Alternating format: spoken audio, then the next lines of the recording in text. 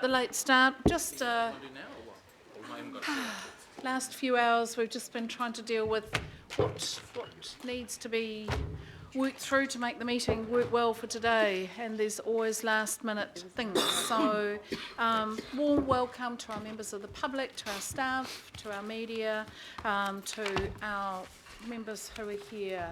And we've got apologies from Councillor Cashmore Crum, Councillor Lee and Sir John. We've got lateness from member Taipari and not Councillor Quacks because he's here, and early departure Councillor Filipaina. So I'll move that if someone would like to second that. Thank you, Councillor Penrose. All those in favour please say aye. Aye. Against, carried. Any particular declarations of interest on any of the items? If anything strikes you, please let me know. Confirmation of minutes. I'll move the minutes of the meeting of the 14th of May. Councillor Darby, you happy to second? I'll put that. All those in favour please say aye. Aye. Against, carried. There are no petitions, but public input has got a little bit complicated. Councillor Casey. Madam Chair, could you possibly make a statement with regard to the Three Kings Land Exchange? Can I get to that? I'm just going to get to that. I just want to work through until we get to the into the body of the meeting, and then I'm going to talk about what we're moving around and why. So if I can just do that, I'm getting around to it. So, sorry, I've lost my place now. No petitions. Public input.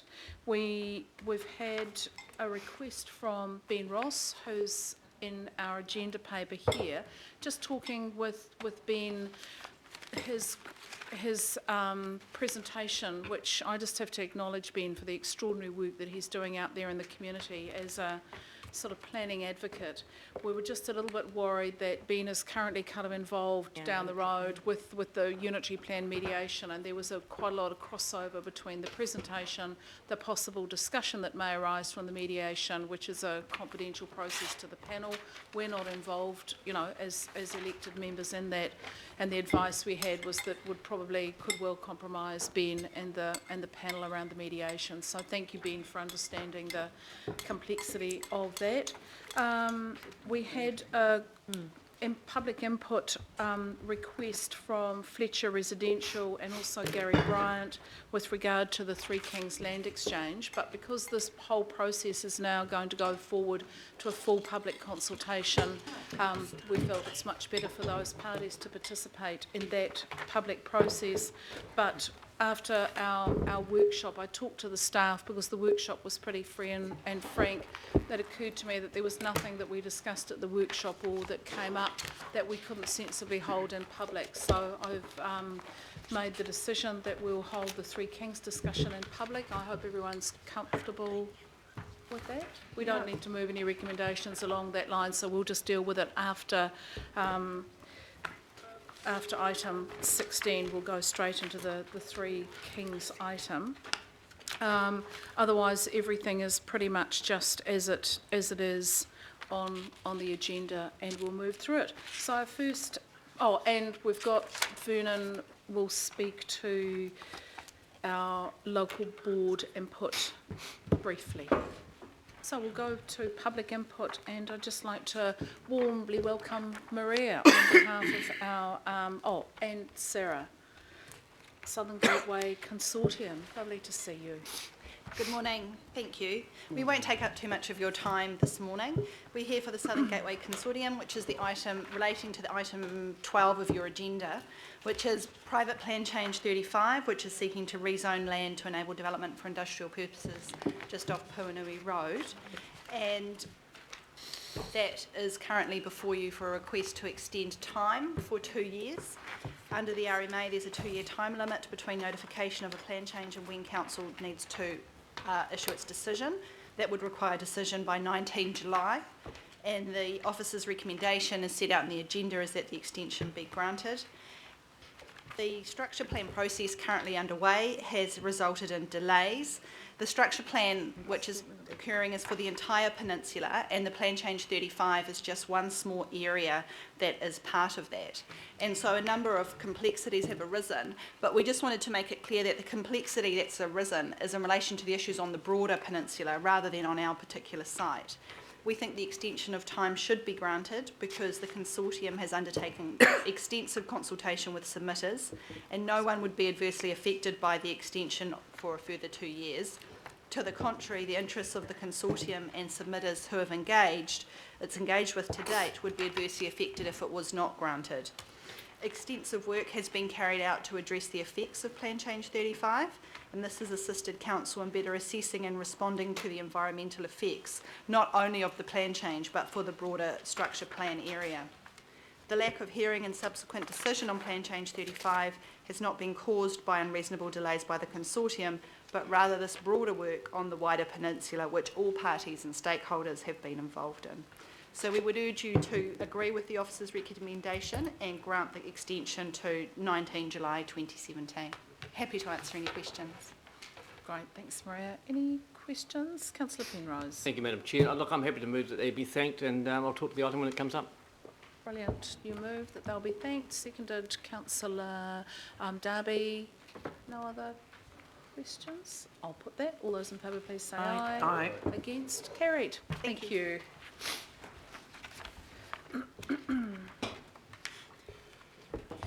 So now we did have some other local board requests to speak to the SHA issues, but we might cover that once we get to the SHA item. So at the moment from Waitemata, Vernon, if I can invite you forward. So I have talked with Vernon, and we're, as you'll all be aware, having read your agendas in detail, I'm sure the item on QE2 Square simply relates to the plan change. Plan change, accept or reject. There's been a lot of discussion around the open space issue, the exchange of open space, the urban design issues. We need to be really clear that's not on the table for today. There's a workshop that Councillor Darby will be chairing in my absence in the next 2 weeks that will be held in partnership with the Waitemata Local Board to discuss the open space issues, to discuss the temporary open space that will be required whilst the construction takes place in this area, and the integration of that open space with the city centre master plan, the downtown plan, the waterfront plan, and all the other related plans. So Vernon, we've got in our report the feedback from the local board, which is accepting of the plan change, and on behalf of the local board, if you can speak to that. Thank you, Madam Chair, and for the opportunity to speak to the meeting today. As Councillor Holst has pointed out, you do in fact have our written feedback, which goes into some detail about the plan change itself as well as beyond and the broader considerations. So we please urge you to have a read of that, and we will continue appearing. I will continue appearing on behalf of the board as the process goes on. So broadly, the local board does support the private plan change request, going through the statutory process so that submissions may be heard through the plan change process. Of course, we do not support the private plan change having immediate legal effect. It should go through a full hearings process. I can say on behalf of the board, the decisions around the area, around the square, and what will happen with the square itself, or also any replacement spaces, has attracted intense public interest. It's one of the things that in the time I've been elected, I've had more comments and correspondence with the public than pretty much anything else. So a very significant issue. So beyond that, all I would say is just to remind the committee of its resolution of 11 September 2014, AUC 2014-111, which mentions that the full proceeds from the sale or lease of the square goes to at least 2 of 3 suggested open spaces, and I'm happy to take any questions further to that. You said you'd be succinct, and you certainly were, Vernon. Thank you. We could learn some lessons from that. Questions? Councillor Kasich. A little bit more about the options that you've looked at. Well, the options we understand, so from the resolution, AUC 2014-111, Part C, agree that the proceeds from the sale or lease part of Queen Elizabeth Square be reinvested in the delivery of at least 2 of 3 identified potential alternative public spaces along the downtown waterfront. And the local board has shown an interest particularly in the Admiralty Steps area as a possible alternative. Of course, the ideal would be that there would be, a sunny, sheltered open space provided somewhere within the area, actually under precinct's control. But if that's not possible, and it doesn't appear to be, then a waterfront space is something we'd be amenable to. And I'd just note again that, of course, the resolution seems to be clear and unambiguous that the full proceeds are to be applied to that purpose, not the net.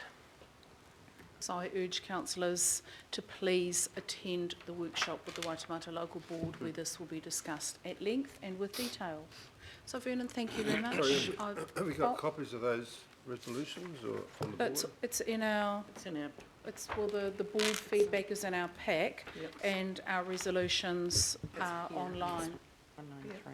So this is the meeting of 11th September 2014, AUC 2014-111. Remember it well. So we remember what we decided, or we should. Councillor Fletcher? Madam Chair, I wonder if you'll indulge me while we have Vernon here. I just need to be really clear, councillor. I'm now on instruction after our last governing body meeting where councillors made long speeches about our need to be concise, focus on the issue. The issue here is to accept or reject the plan change, the workshop on public spaces, the exchange of public spaces, and the precinct development will be had at the workshop. Well, let me be concise in my question and then you can rule it out of order if you choose. Should there be light rail, should it stop at Quay Street going down Queen Street, or would the local board want it to see a stop at Customs Street? And should it go councillor, past Britomart? That issue's been raised and the staff are preparing information on that for the workshop. That's for the workshop. It certainly isn't for discussion now. So Vernon, thank you. Madam Chair. No, councillors, Madam we are... Chair, I asked a question about the resolutions, Yep. and they don't Councillor? seem to be on that. They're not No. resolutions, they're just summaries. So So we're- he mentioned resolutions. Are there I've quoted the Councillors, number of the resolution. we need to be really clear, and I can see this is going to be a mission following on from the issue at hand today is to accept or reject the plan change. That is nothing to do with our recommendations on the sale of the land, nothing to do with the sale and purchase agreement, nothing to do with the replacement public space. Councillor, come to the workshop. Councillor Walker? Sure. Is the workshop? No, Madam Chair. Madam not Chair, the submitter said that he had the copies of the resolutions. He's got them there. Councillor, Can I have a look at them? That's what I Councillor, want to you see. can. Have some data They're on there. It'll be on the M drive. They're online and they are not relevant to this particular agenda item. I will So we email need the to- councillor we the do- relevant Why do you resolution. mention them? Well, councillor, okay, mention hang what on, you we like. just need to take a deep breath. I can see we're heading for a grumpy meeting. Councillor Vernon mentioned them because he's the local board representative. They're a side issue. They're not relevant to the discussion why I want today. local board view. And councillors, we can do this two ways. We can do this focused and clear as we undertook at the last governing body that we would be, or we can be our usual selves and take 10 hours. I'm going to say the recommendation is, I will move the recommendation that we thank Vernon. I'll second it. And seconded by councillor Cooper. I'll put that. All those in favour, please say aye. Aye. Against, carried. I can see we're going to have full representation at that workshop and I certainly hope we do. For you, Madam Chair. Thank you. I just had a question. Is that workshop going to be public? Oh, no, councillor. Shops aren't public. Councillor, this is our opportunity to have that really It's a secret free and- workshop, Wayne. No, Sure.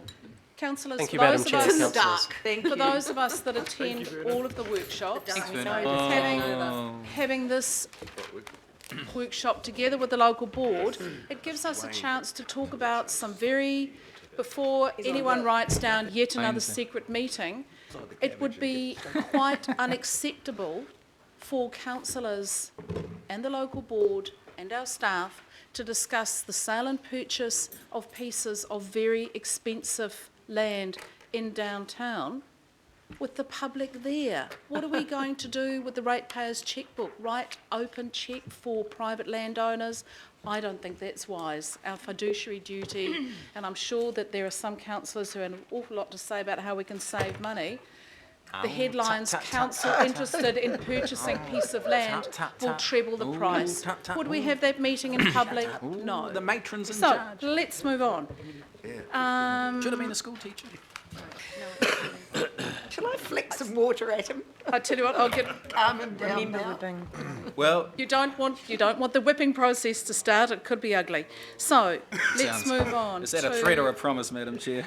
Depends what your preferences are. Leave your Councillor. I'm fetishes sure at they can home, be councillor. incorporated.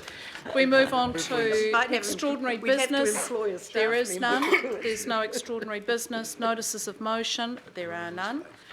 And item 9 takes us to the reports pending status update. So It's off to a good this start. just lets us know what information is coming our way, and hopefully this will give people some guidance about what to plan for. So I'm happy to move that we note that. Thank you, councillor Darby.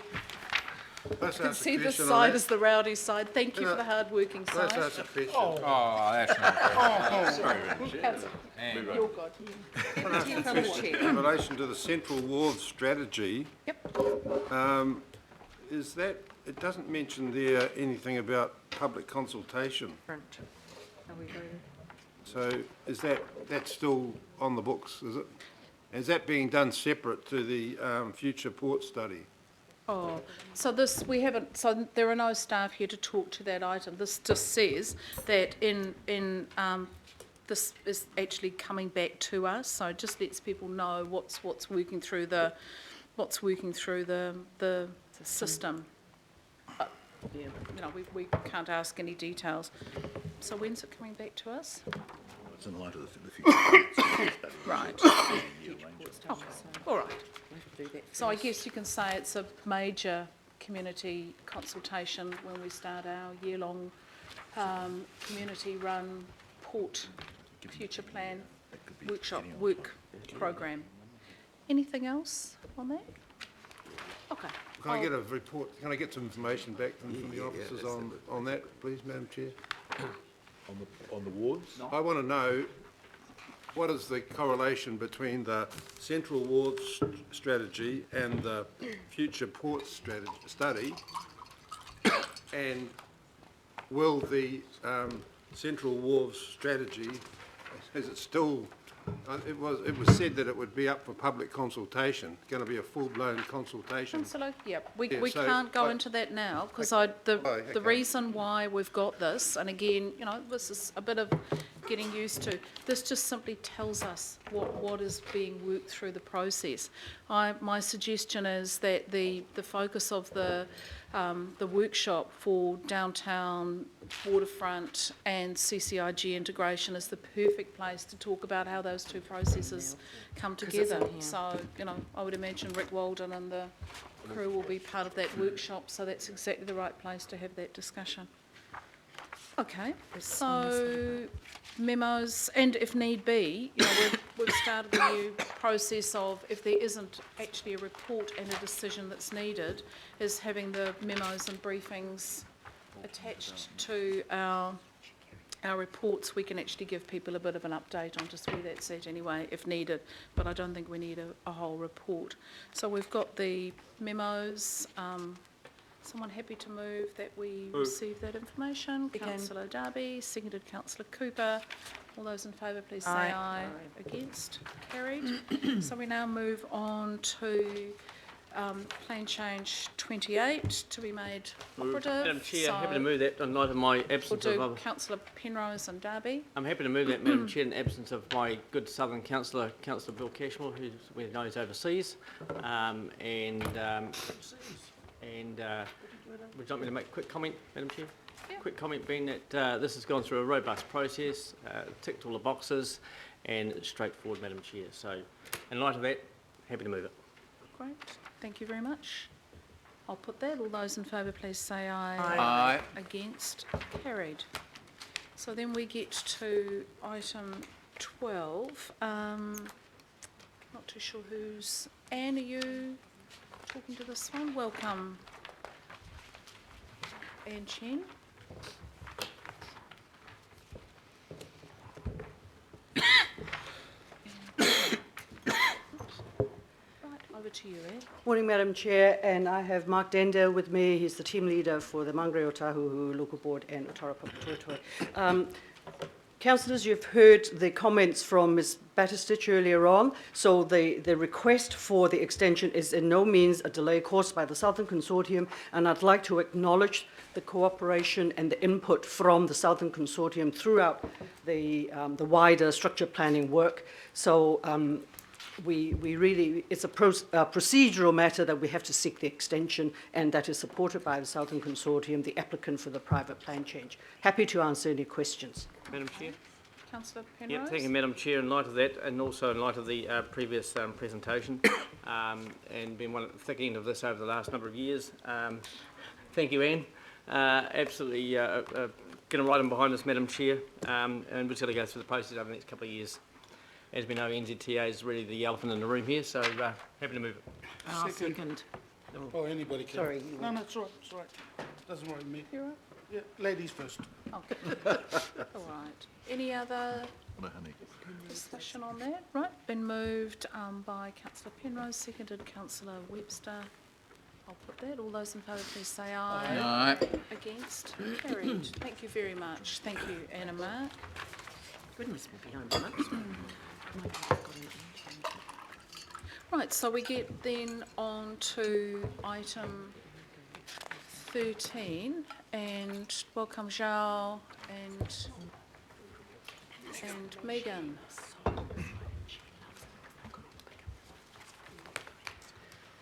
Morning, Madam Chair, councillors. I don't propose to say anything at all unless there are any questions or the Chair would like me to introduce this, but I think you've discussed it already. There may well be questions on the process in hand, Move, but Madam Chair. remembering that it is just accept or reject. I'll move it, Madam Moved Chair. Councillor Cooper, seconded Councillor Webster. I'll put that. All those in favour, please say aye. Aye. Aye. Against? Carried. Thank you very much. Let's get on with the public And notification. we move on to item 14, which, now I'm not too sure we've moved on apace. We may have rather moved ahead of our people who may be making their way over. No, perfect we're actually timing. quick for a Ellen, change. you're on. Ellen, hello. Ellen.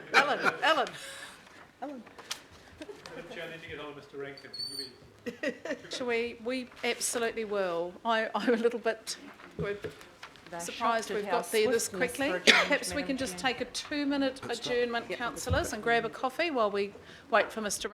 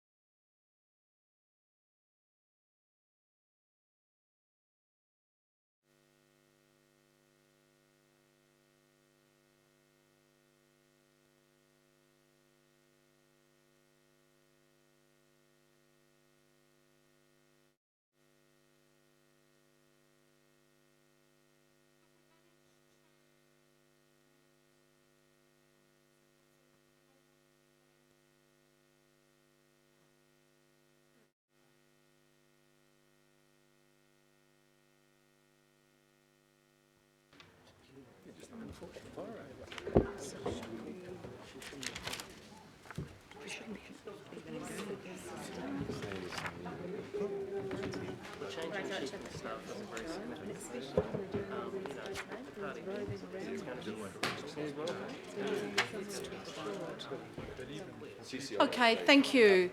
Welcome, welcome, David.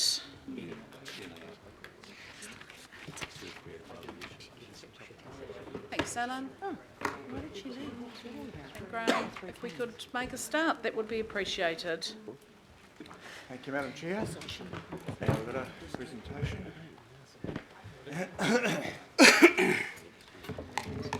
Right, morning councillors. This item follows a workshop we had about a month ago, and really is suggesting a way forward, a process for seeking better outcomes for the network of housing for the elderly villages. Looking at both the management of the villages and an ongoing approach to redevelopment. Yep. So the intention today is to update you on latest government initiatives for social housing, looking at some of the key opportunities we see in the portfolio, and seeking your formal approval to some objectives to guide a process to select really, I guess, a consortium probably of partners from the not-for-profit sector to proceed with this initiative.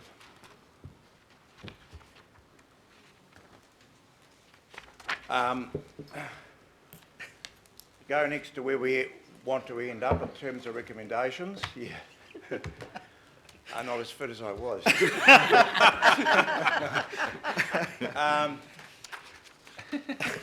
Critically, we're seeking approval for the objectives for the partnership approach, and as I said at the workshop, and I'll comment on a bit more in a minute, this is probably the most important part of the session, and that's getting an authority there to go and put together a what we envisage as some sort of consortium that we can work with from the not-for-profit sector, and from that process really inform a significant set of recommendations which would come back here prior to the end of the year. Now, just for some context, and we did a lot of this at the workshop, so I won't sort of trawl over it too much, but really this approach was flagged as part of the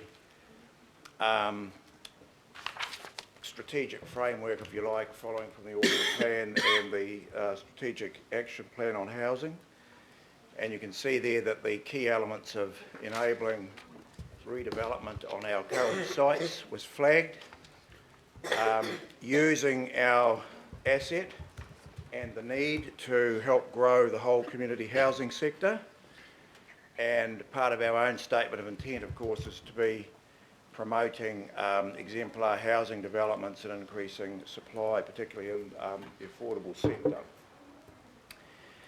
Now, everything has a context, and as well as our own strategic context, there's been a major initiative building from the government to revamp over time its approach to the provision of social housing.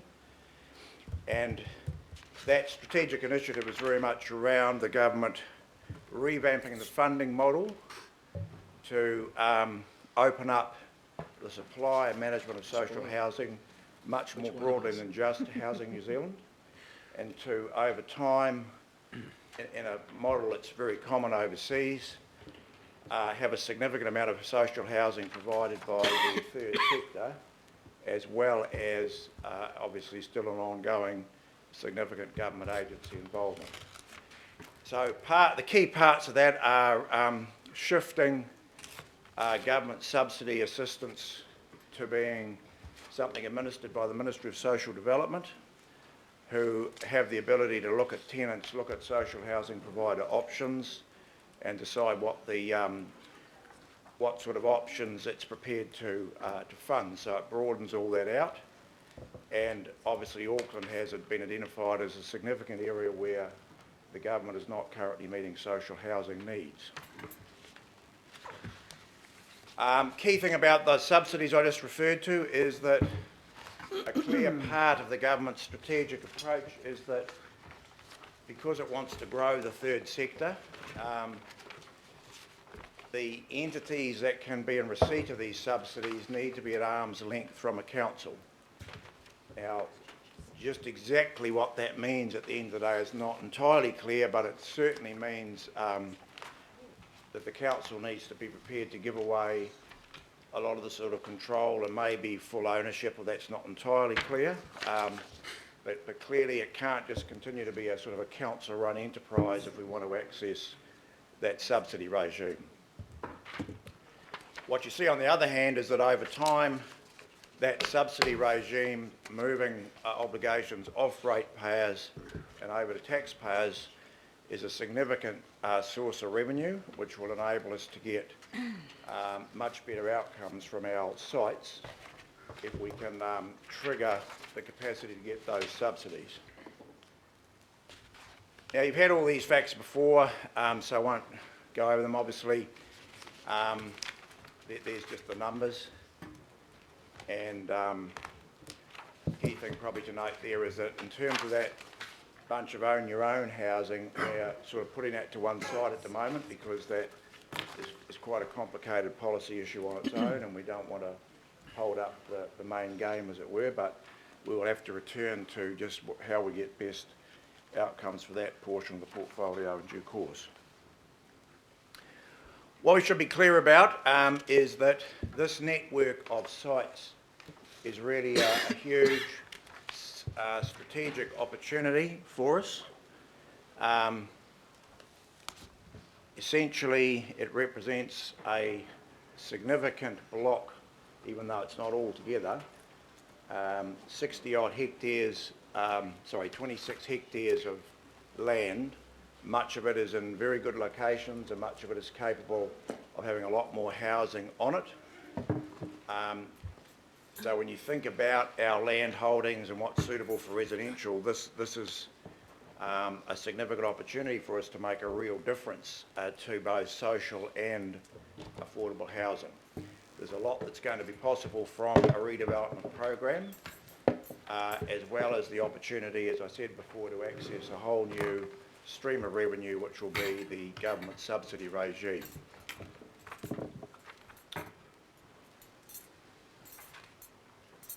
Now, as I noted at the workshop when we sort of went over this, the draft objectives are actually the most important part of this discussion today, because in reality this is an evolving piece of policy.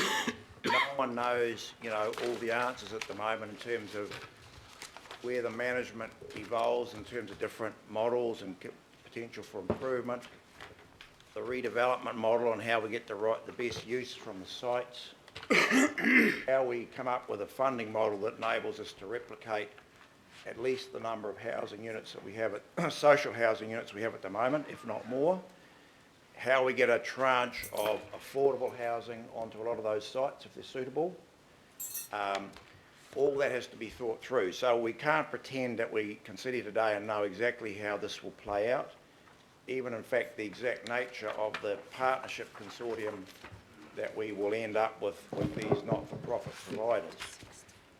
So in a context like that, what's actually most important is that you are clear what you sort of want from it all, because as long as we know what objectives we're trying to achieve, we can kind of operate within a bit of a framework of certainty because we know what we've got to get at the end, and then we can think about different ways with other partners of how we get there.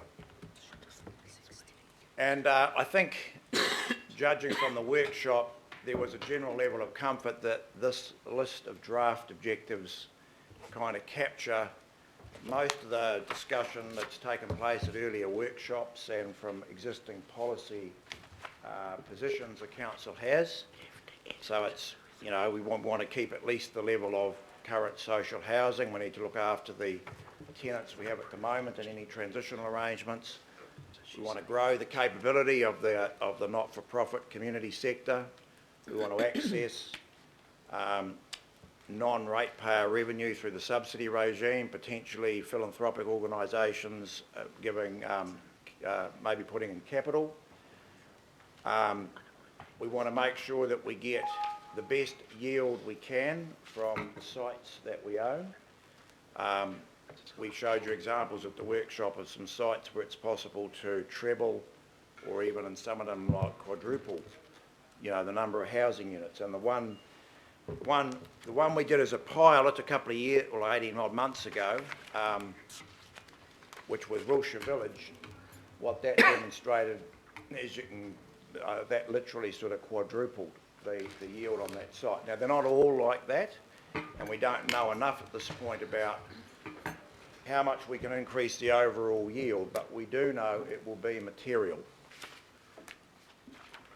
So getting the most out of that is obviously a key objective, because essentially the council has put all that property asset into housing.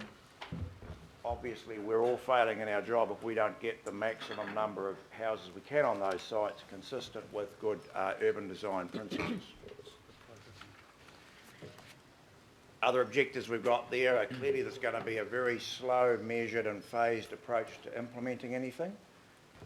We obviously have a whole lot of sensitivities to manage a number of complex issues, so this is not going to go at breakneck speed. Another important objective which we want to get on the table from the start explicitly, and we kind of reinforce this after the workshop, is this is not going to be one of those property assets where we're trying to get value out in some sort of dividend way, you know, something back. What we're saying here is that all the value that can be released from the stream of subsidies, from redevelopment, from sale of bits of some of the sites, it's all going to be reinvested back into the portfolio. So it's kind of like a closed circle, as it were, and the objective will be to recycle funding through to keep reinvesting back and getting the most we can out of it, rather than taking money out as we do with normal property sales and putting it into something else. So those objectives that I had up there are, as I say, really the essence of this session, because once we are all clear what we're trying to achieve, it'll be a very powerful tool for this innovative sort of approach as we move forward. And critically, it enables us to have to provide a level of certainty and engage in good quality discussions with the other potential partners that we'll be working with, because they know that we mean business, they know we want an outcome, and they know what we're trying to achieve. So the proposed process, what we're asking you to approve today is kicking off basically a way of going out and getting together some groupings of not-for-profit providers. Alan and I have already had a number of discussions with various ones in that sector, so we're clear this is a real possibility and there's definite interest. Obviously it's a fairly sort of immature sector at the moment, as they'd be the first to acknowledge, but there's a lot of potential and willingness, and they've been steadily building their capacity. So we would envisage coming back to you after putting together a draft partnership, call it that, consortium, whatever we end up calling it.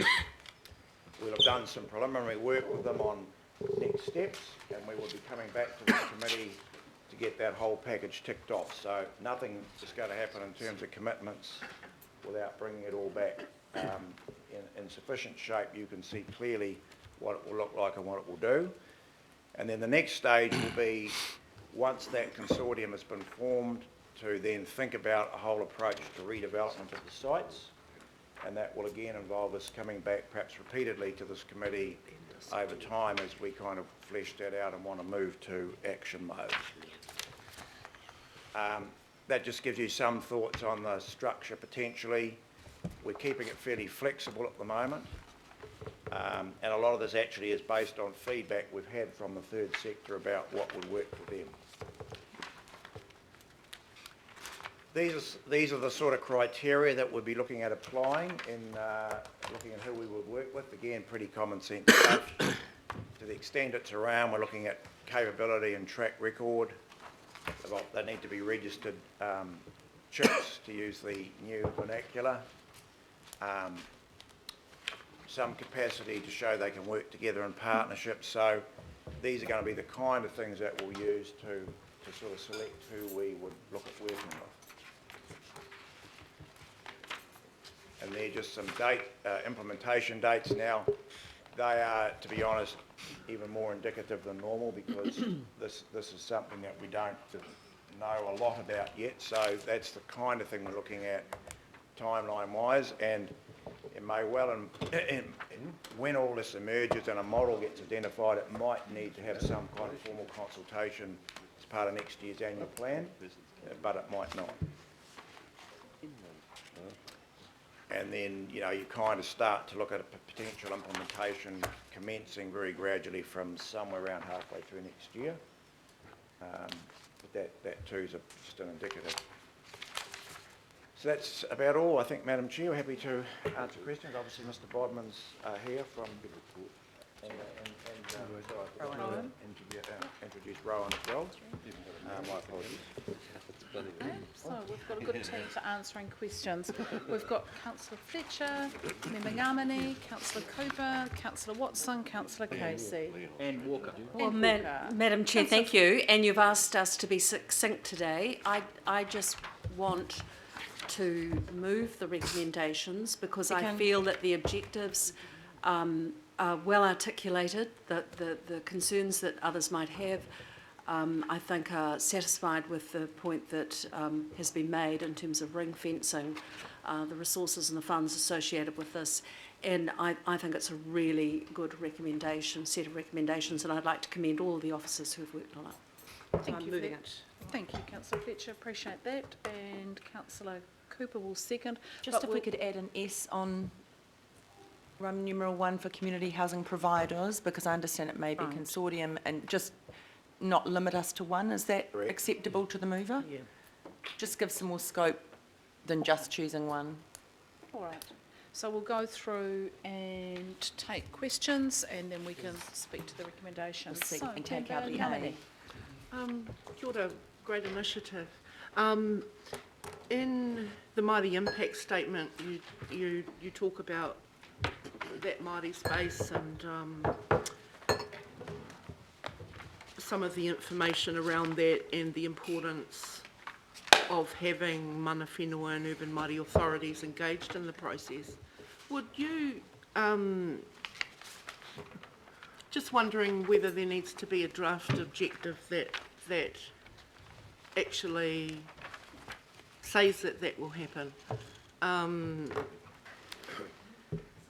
as a draft objective. So I'm suggesting some wording around that.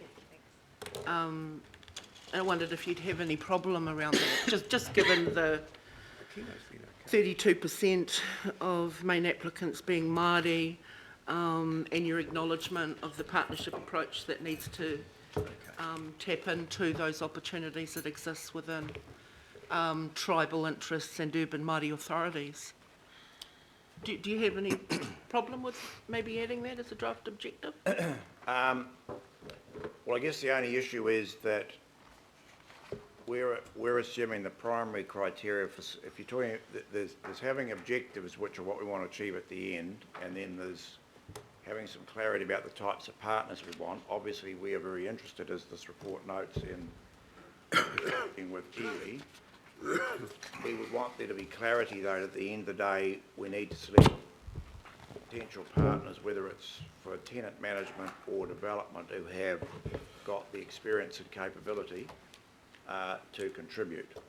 So I guess that would be the qualification of it. I mean, right, and in terms of that, like, what we're seeking is really that you have an engagement plan. Oh yeah, we're fine with around that. Yeah, we're fine if you rather want to make than that explicit. Yeah, anything it's too our directive. intention, so we're fine to formalise So I mean, I've got some wording here that's pretty. Just develop an engagement plan that will ensure mana whenua and urban Māori authorities are fully aware of the opportunities and are encouraged to participate to enable recognition of karaua and kuia. councillor, we can pop that in the objectives. Yeah, I don't, anyone's got any problem with that? We don't need to, I mean, we could put it in as a recommendation, or we could actually just put it in the Yeah, objectives either way, as as a long as done it's deal. part of the Roman draft. numeral 10 on the objectives. Yeah. Yeah, exactly. Exactly. Okay, councillor Cooper. Yeah, I had some more questions. Oh, I guess it's a debate as well now. It's No, on the table. no, it's been moved and seconded, yep. that's fine, we can So take a thank you. round of So questions just, and then we'll go to Thank you, and as the second, I'm really fully supportive of this, and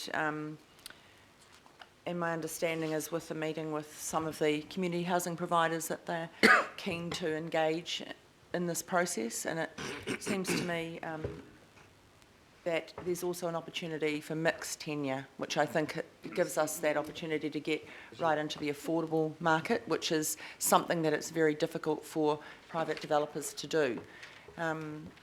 At the same time, not overburdening the ratepayers, which of course is something that some ratepayers find unpalatable, paying for someone's house, but as taxpayers we do that as well.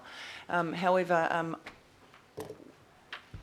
I suppose for me, as long as we're looking at it that we're not just creating more older adult housing, basically tripling the size of those all over the place, and we From the third sector is that yeah. there needs to be more of a mix thought about. Now, that won't be appropriate for every site, so that's part of what has to be thought about and rolled out, what sites might be suitable, presumably probably slightly larger ones for more of a mix. And so that's definitely in the frame for working through. Thank you. councillor Watson. Thanks.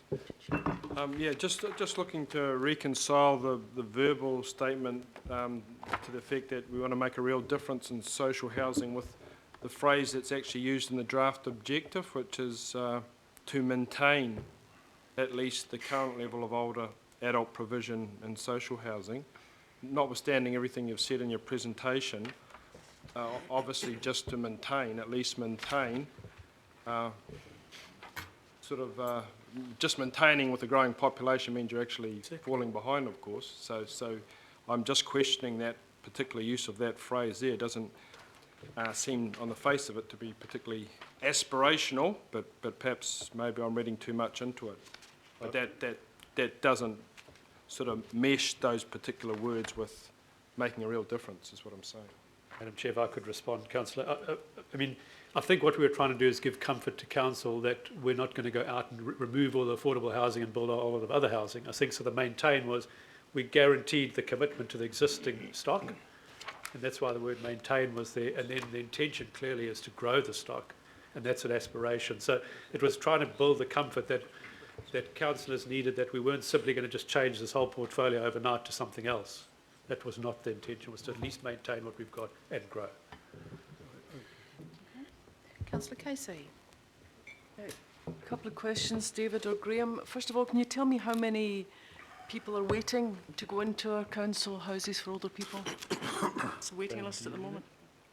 It'll be a hard one, that one. Sure, it'll be a hard one. Through the chair, I haven't actually got the specific numbers with me, but I recall it's in the vicinity of about 300 from memory. Thank you. Like Councillor Watson, I have a real concern about the maintain existing stock. When we have a waiting list, we have a waiting list, and Housing New Zealand has a waiting list, and there is a patent need, as the seniors panel advised in their submission to you, why we wouldn't be committing to growing that sector, to building more pensioner housing. So what I hear from David is the yield on the site. The yield is not increasing the pensioner stock, it's increasing the stock, as Councillor Cooper noted. So my preference is for a commitment to more houses for the people who need them in Auckland who are over the age of 60. And you mentioned Wiltshire, and that was the test case, but in actual fact we lost units at Wiltshire. So for me it wasn't the best start. So if you could just explain what I mean by that rather than me explain it, that we did lose existing stock through Wiltshire that has not yet been made up. That's existing pensioner houses in Auckland. Well, 2 points, Councillor. I think you and I have probably got a different, a non-aligned view of the You're start probably point right, at David. Wiltshire. So, I mean, I think without going into detail, there was originally some greater number on that for Takari City, cleared away some units that were not fit for habitation anymore. At the time the Auckland Council got that site, there was X number on it, which I think was 30 something, and there's going to be 40 when we finish this. So that's probably all the value I can add to that issue. More broadly, Originally 60. It was 69, actually. more 69, that makes it even worse. More broadly, the issue here is one of not over-promising and being realistic. So we're trying to get these houses, social houses, provided at no cost to ratepayers from effectively the redevelopment and the subsidies. Because what we've taken from the council is, well, you're not trying to get money out of this whole package, but you're not really keen on investing a whole lot more in it either. So we don't know at this point whether, when all the cash flows from redevelopment subsidies are put together, you can afford to put more social housing units there. That might be a possible outcome, but we don't think that any of us should be promising that at the moment, because these units now are over $200,000 to replace, and we don't want to put money in, so you know the numbers are going to be pretty finely balanced. And again, that's the feedback we get from the third sector. These things aren't gold mines, and trying to replace old stock with fit for purpose stock is expensive, so we're better off limiting our actual commitment to what we've got, and anything else is upside.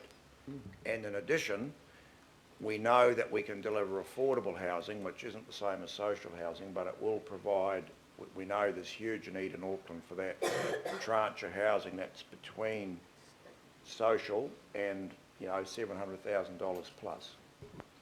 So, for example, a lot of the units are not, that's a good point. The council can put money in any time it wants to. Yep.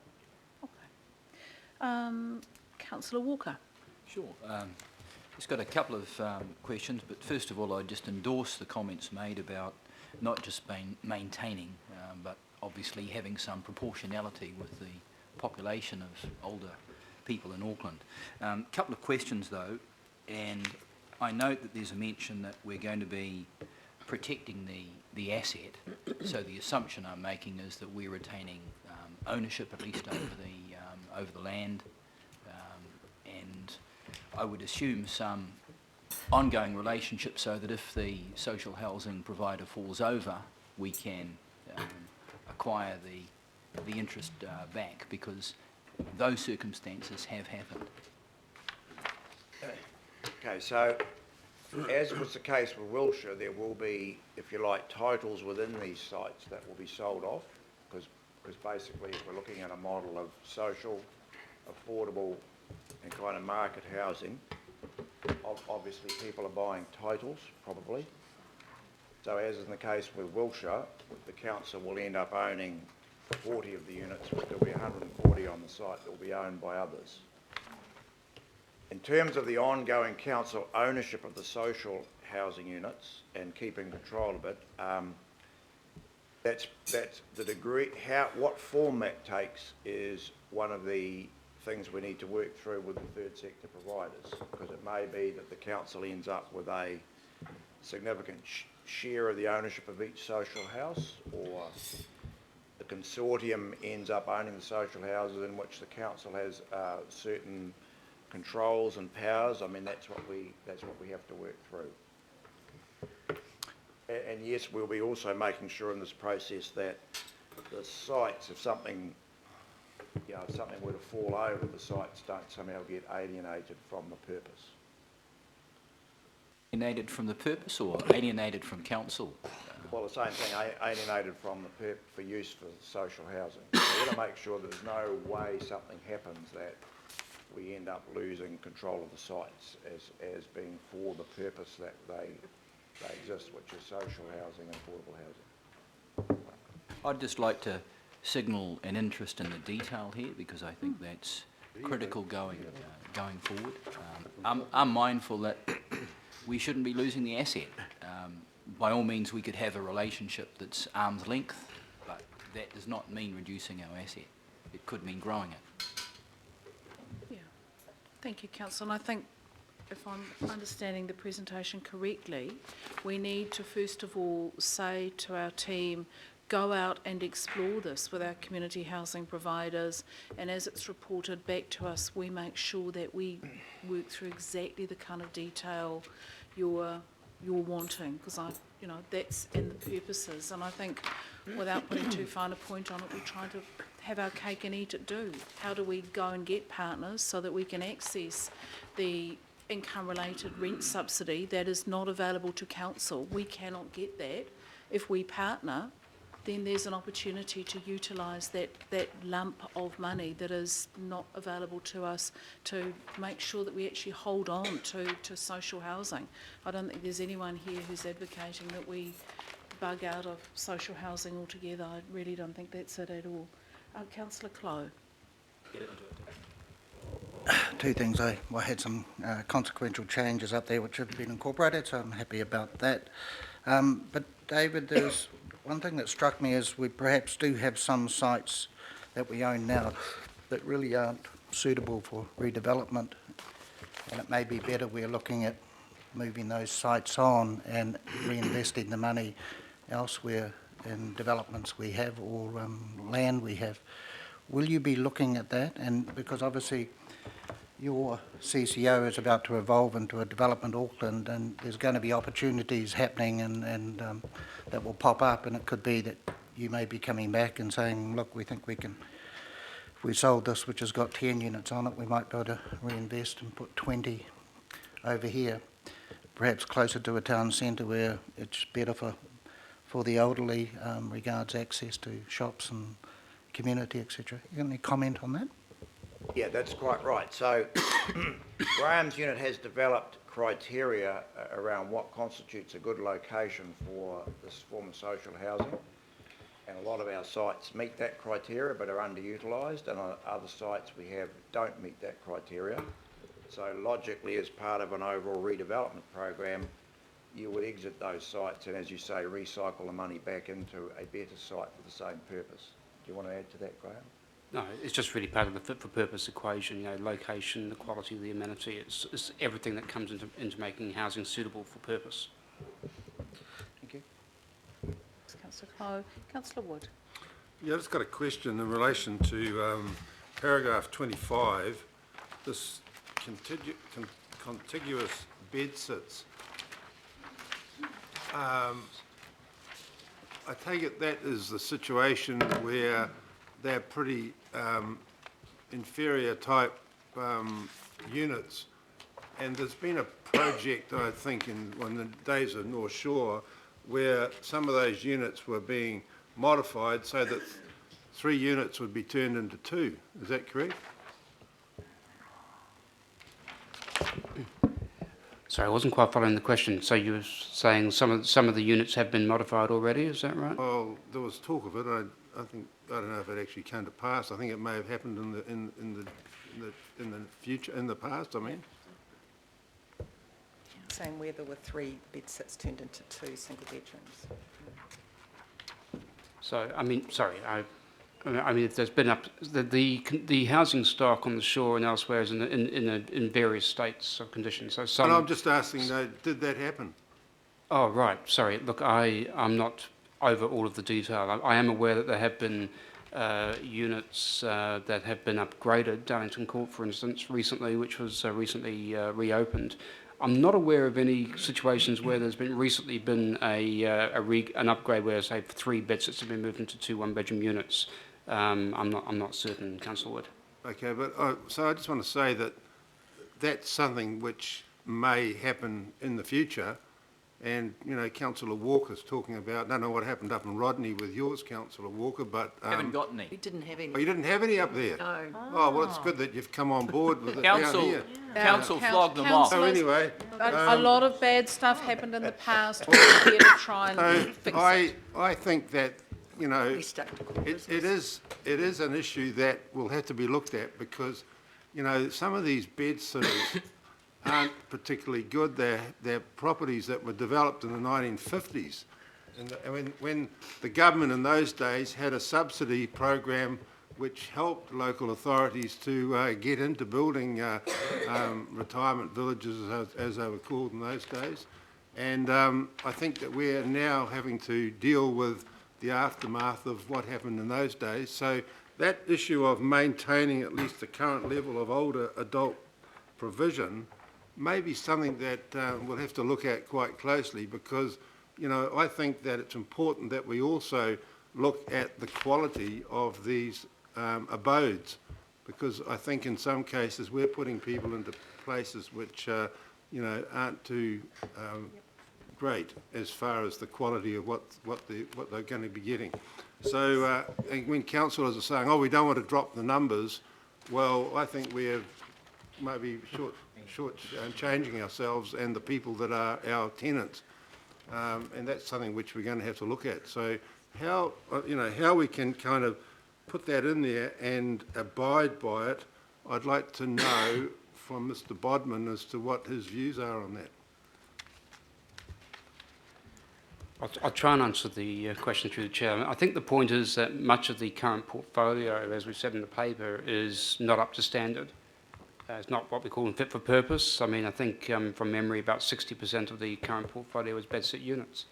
And there's question as to whether that's even a suitable form of unit to be housing our older citizens in, let alone the actual condition of those units themselves. So I think that's part of the point. There's an opportunity to look at the portfolio to actually have a portfolio in the future that's where we can realise greater intensification potentially on a number of sites and improve the overall quality of the provision of housing across the board.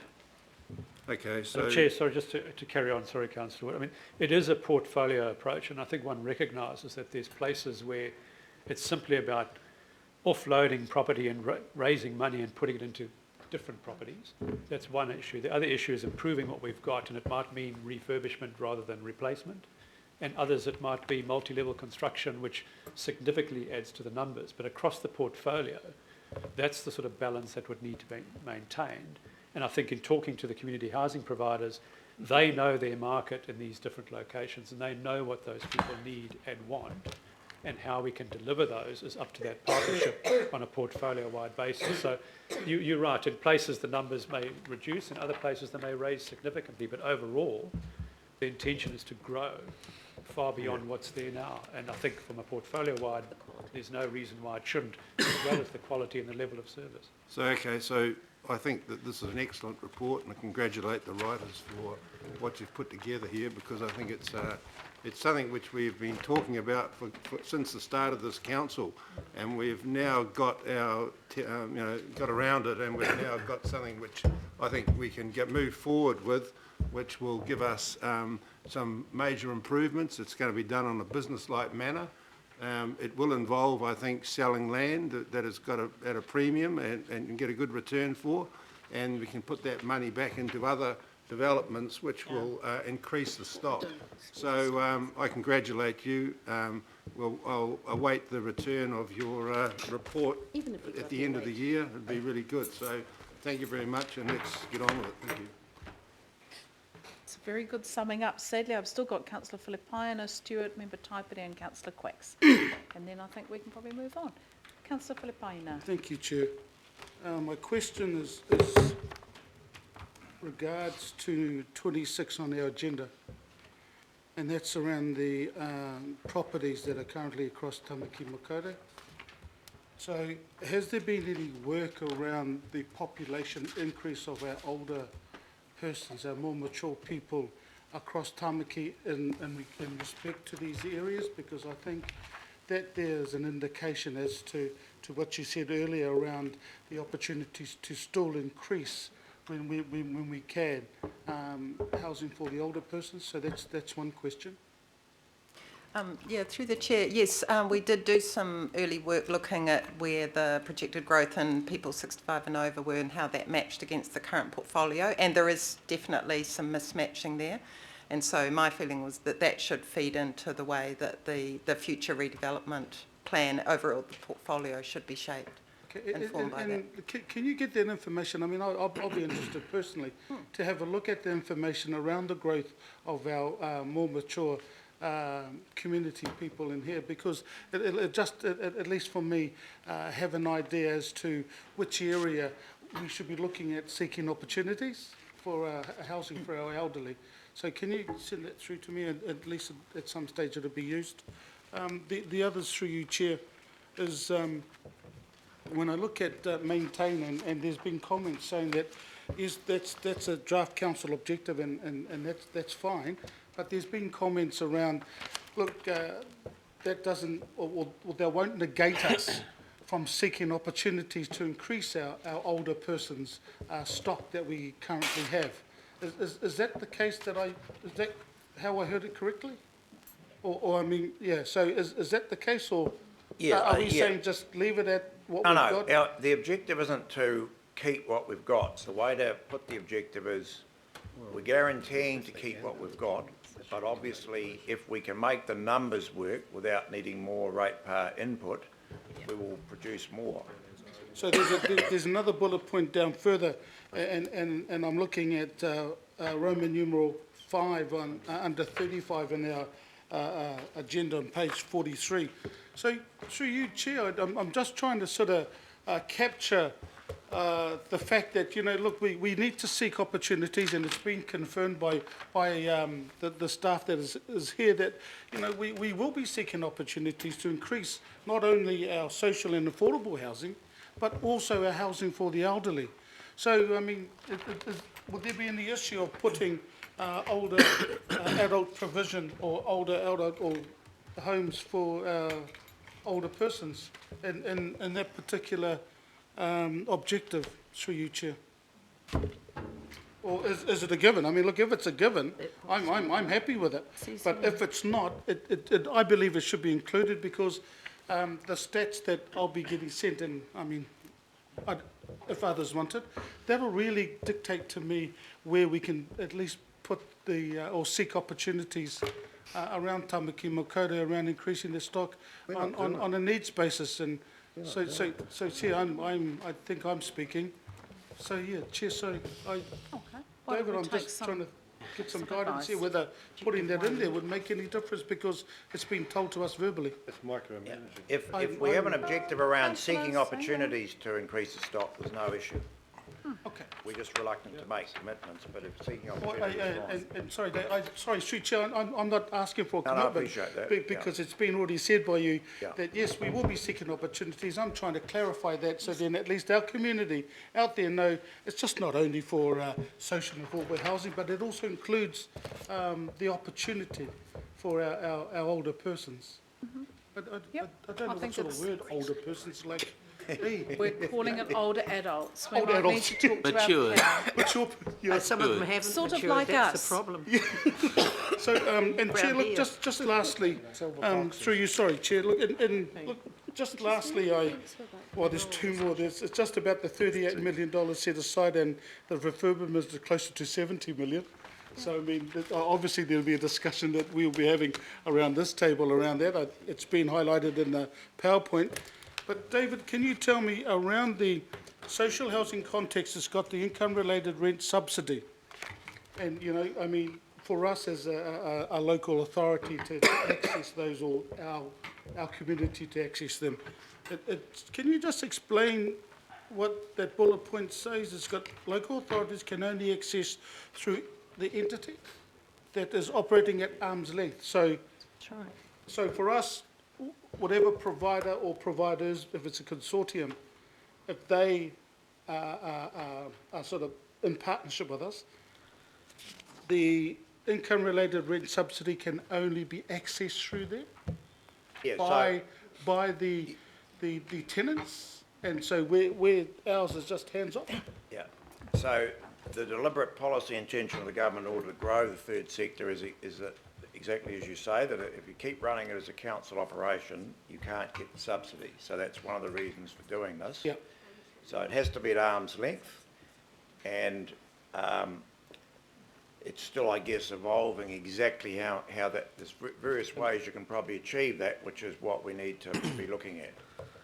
Yeah. Okay, thank you, Chair. Okay, thank you. Councillor Stewart. Oh, thank you. Just, can you tell me who decides who actually moves into the housing for the elderly?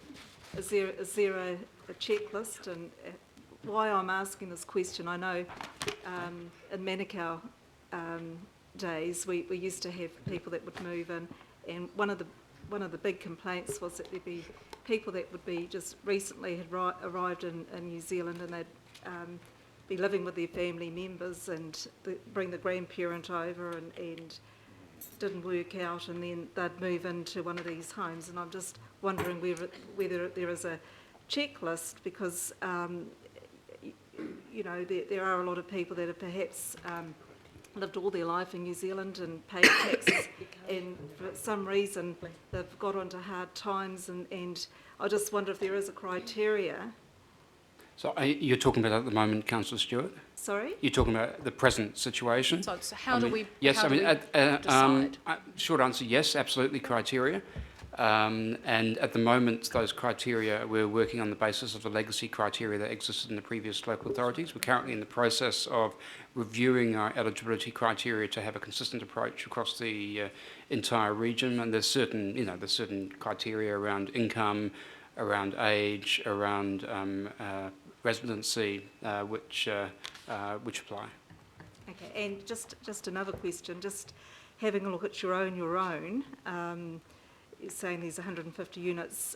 Is that something like what's in Howick? The Howick Lions on Pakaringa Road built some housing for the elderly, and I believe people own them and then they have to sell them for the same price. Are they the ones that I'm you're not sure. talking I'm about? not familiar with ones in Howick, but the model essentially was, as you say, people who had some resource, so they didn't qualify for social housing, could buy a house in usually there was a bunch of units. They bought them at a price that was sort of discounted to market, on the basis when they either died or ready to move on, they have to be sold back effectively to the council at that discounted price. Yeah, that's how the Howick ones, yeah. Correct, yeah. So that's, is that a model you're looking at? well, we just have the big focus at the moment is what we're dealing with this morning. We're aware there's an issue with own your owns and what you should do. So that's a whole area we need to think about. What's the future of that? You know, a lot of those sites are probably underutilised as well. In some places there's less demand for them, so that's a whole piece of work that needs to be undertaken, but is a second priority. Thank you, Councillor. I've got member Taipere, Quacks, Cooper, Casey, and hopefully, member Taipere. Kia ora, Madam Chair. I just want to sort of clarify some things, just because there's quite a use of singular and plural.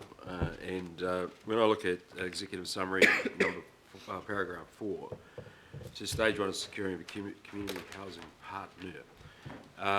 And then we use the term later on, community housing providers or provider or providers. Is it the intent to have a partner or partners? So I thought we just changed that. Well, I'm asking the question. I didn't know we'd agreed to the recommendation. No, we only sorry, changed Councillor Cooper raised it right at the beginning, Oh, and I've then got a when few she questions, came so- over. Yep, no, Yeah. I'm just wanting to make sure for our. I don't really jumped on everybody when they said anything, eh? No, Councillor, sorry, member Taipere, all I'm saying from the chair is I had expected when we all nodded that the change would be made on the computer. I've just noted it's not. I expect that it will be. So I'm just clarifying So for you that change should confirm what be change made. you're talking about?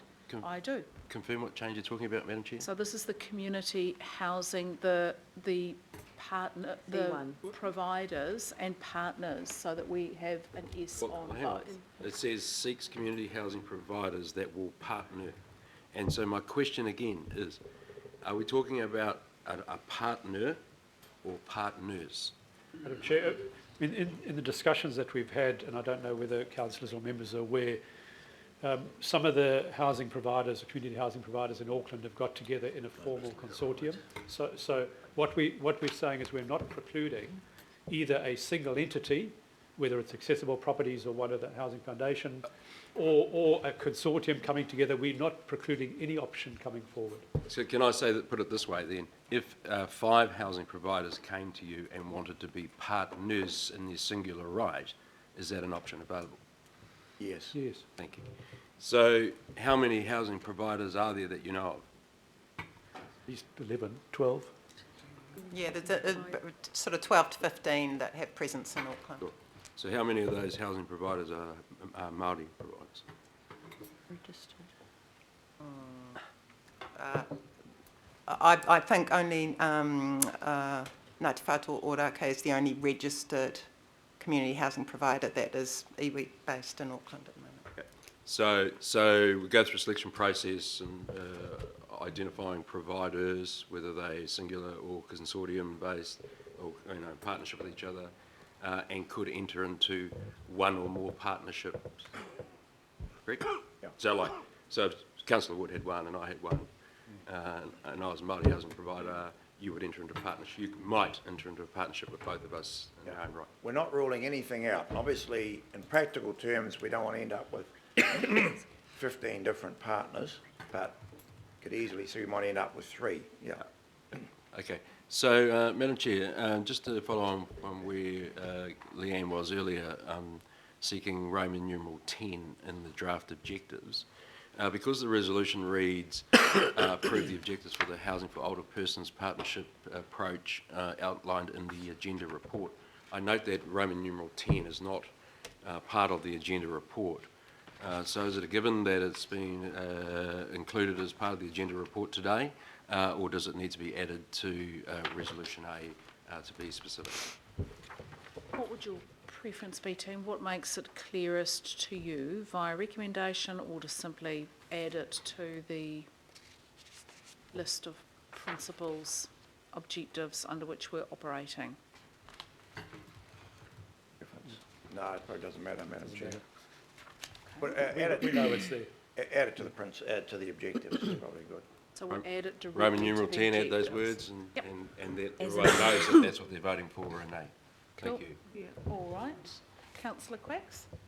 Yeah, thank you, Madam Chair, and I guess I might be the last questioner, and I guess there's an advantage in that, in the fact that most of my questions have already been answered. So, it just all I really want to say, rather than ask questions which have already been answered, is to say congratulations on this very good report and the work that's gone into it, because the long-term strategy around this appears to be very good, and I must say, Madam Chair, that I'm fully supportive of the strategy and of the recommendations, so thank you for that.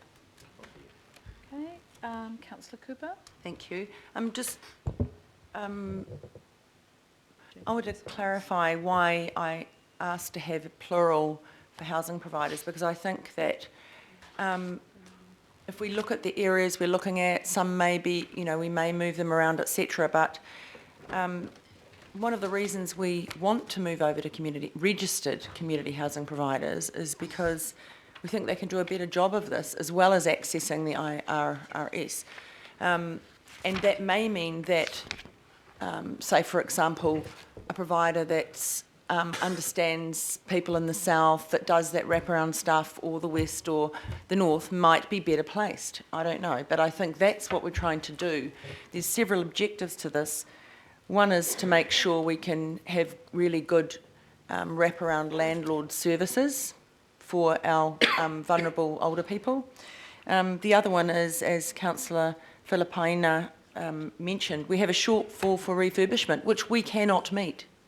And that's one of the other reasons why we want to partner with people who can work with us on that and try to get a cost-neutral advantage out of this to meet the expectations of parts of our community who don't want to fund other people's houses, but also meet the expectation of the people that are quite happy to do that. So I think that this is a good balance. So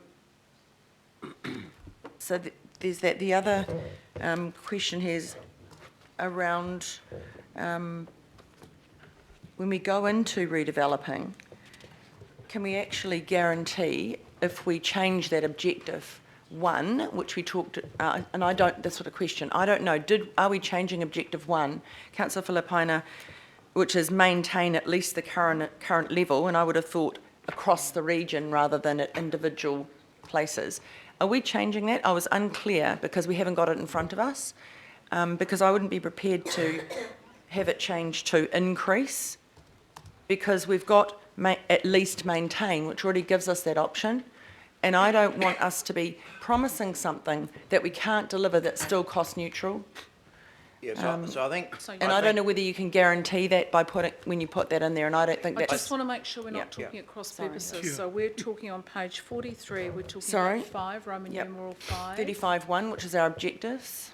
Yep. We've already added a number 10, which I'm comfortable with as one of the seconder. So I'll just get David and the team to clarify. So we've gone as far as seek opportunities, and the point that Councillor Filipaina was making was to make sure that in the seek opportunities, it's in no way promising, but it says we will try and clarify through the opportunities that we're looking at with our housing stock to enable to retain the level of service provision and to grow the community housing sector. And what Councillor Filipaina was saying is within that community housing sector, should we agree that that may well be older adult housing, but this is only as far as to seek opportunities. The Sorry, which decision will number come were you back to us. talking about now? Sorry, I'm on page 43. Yes, I've got Roman that. numeral 5. Oh, sorry, I was talking about 1 because... Yeah, but it's easier. Councillor Filipaina was talking about, this is the draft objectives.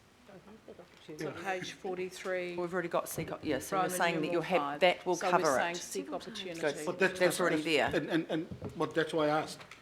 Yeah. Yep. That's why the question was asked, and it was clear, and it was confirmed. Yep. But the decision comes back to us. Thank you. If the seek opportunity delivers up, yes, but you have to put in 25 million, then the councillors may well go, maybe not so much, we'll keep it to the number we've got. But we need to be able to have that conversation with our consortia and partners about whether that may I'm be... clear, Madam Chair, and I'm very happy that all the details come back to us. We don't need to... We're I'm happy talking that we about don't have lots to of do different details here. Vs, Xs and IIIs. The other point, just to reassure Councillor Cooper and others, Madam Chair, is that one of the objectives is clear that we are going to operate within the current LTP framework. Yes, thank you. So that's clearly there to provide that level of certainty. Absolutely. Happy? Thank you, Madam Chair. So last couple of questions, another one from Councillor Casey and I haven't got a Clow, question, and I'd like then to speak. speaking to the recommendation. Okay, so Councillor Clow, is it a question or speaking to? Speaking to. Okay, Councillor Casey. I'm not going to put up an amendment asking for a delay, but I am going to vote against it, and I'd just like to share my concerns about the proposal today. And it's about the timing of it. I think the first concern is that ACPL is about to morph into a new entity called Auckland Development, and we're in the process of creating a new SOI with some new targets. And I'm not quite sure how this project, this portfolio fits into that, because on one of our pages it says that, it's on our page 42, redevelopment of the portfolio will offer ACPL significant opportunities to deliver on actions identified in the Housing Action Plan, as well as SOI objectives associated with housing, affordability, intensification and town centre generation. That's quite a wide remit, and one of the objectives, of course, is commercial return.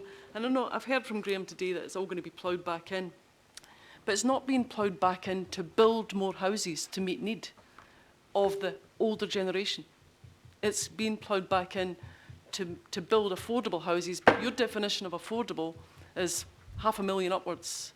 And my concern has always been that there's a bottom end of the market that need a step into housing, and it's not being met by this. So, Councillor, just to be clear on that, the ratepayers don't fund affordable housing at Excuse the me, moment. Madam Chair, I'm actually speaking right now. Oh, sorry, I thought you were asking... I wasn't asking a question, I was speaking to the motion and why I have concerns about it. I don't actually need to engage in debate with David over this. We will agree to differ. Oh, good. Okay, so that was, my first one is about ACPL about to morph into Auckland Development, and that process needs time to bed in to see what Auckland Development can do and whether it's what we want. We need to look at that carefully over the next year, 2 years. So that's the first issue. The second issue is just the general state of disarray with social housing in New Zealand. The government can't find help, and it wants to hawk off its holdings at the moment. The Salvation Army took it and then said, no, we can't do this. So for Auckland Council now to say, well, we think we can do better than the government, it's kind of, it just strikes me as not the right time, you know, not right now, not when there is so much uncertainty among the low-income owners, the low-income earners in this country who are in state housing or in our council houses. And we've got 1,412 of them. There is no commitment to building more housing. There's no commitment. I don't like it being down there at number 4F/5. That's what we should be doing. If there's 300 people on our waiting list and we've got a bell curve coming of older people, what are we doing to meet their needs as a council? What are we doing? No commitment to older people housing in terms of growing it. Not just, Councillor Philippina, not just down there at some later stage. It should be upfront a commitment. We either think it's a good thing or we don't. So that's my next concern. There's been no commitment at all said today or in writing that we will retain ownership. And as far as I'm concerned, we must retain ownership. Absolutely. We are the owner of a fine stock of housing. It's been an issue in the past, and I want to see that commitment up front. And so when I see that commitment in writing, I will support the processes that go with it. So, I've got another one. We owe it to older people to plan for their future. We've got a senior panel. A senior panel very clear about where they want to go. This isn't planning for older people's future, it's planning for the future. But what models have we got to look at? We've got Housing New Zealand, who've been selling off prime sites. Is that what Auckland Development will do? We'll sell off the prime sites to the rich, we'll build some rich houses, some 500,000 houses, and the same number of pensioner flats. I don't know how that's going to work. So what, yeah, it's the uncertainty. If I had answers to all those questions and could tick them all off, I'd probably tick this one off, but I don't, and it's not the right time. And so I'm going to suggest, councillors, that I'm not putting up an amendment, but I would suggest there's enough uncertainty in this proposal for us to be tie-hoing on it until the time is right. Next year there's a council election. There could be a new council with different views about council-owned housing, such as Wellington's. There's always been an issue. There's always been an issue about council ownership of housing. Been through the Banks era where he hawked it off. I thought we were in a new era where we actually cared about the people at the bottom. Maybe I was wrong. So I'm not supporting it at this stage. Okay, thank you, councillor. I just for clarity, because we do not want to frighten our current residents of our older adult housing. We are not selling off our older adult housing, and we need to be really clear about that. This proposal seeks the opportunity to go out there and look for partnerships with community providers so we can retain our old adult housing. I think we need to be really clear about that. There's a lot of very vulnerable people living in our council housing to whom we owe the respect to support their lives and make it clear that this is focused on improving them. Councillor Clow.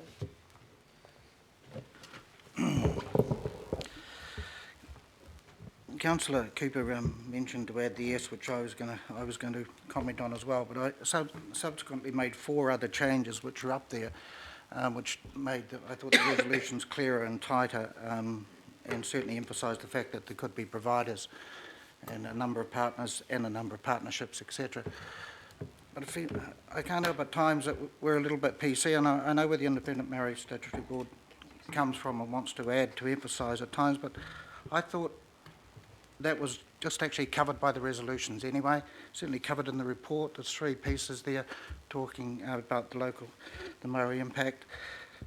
I don't know why we always have to add something extra all the time. I'll vote for it, but it just doesn't seem to be necessary.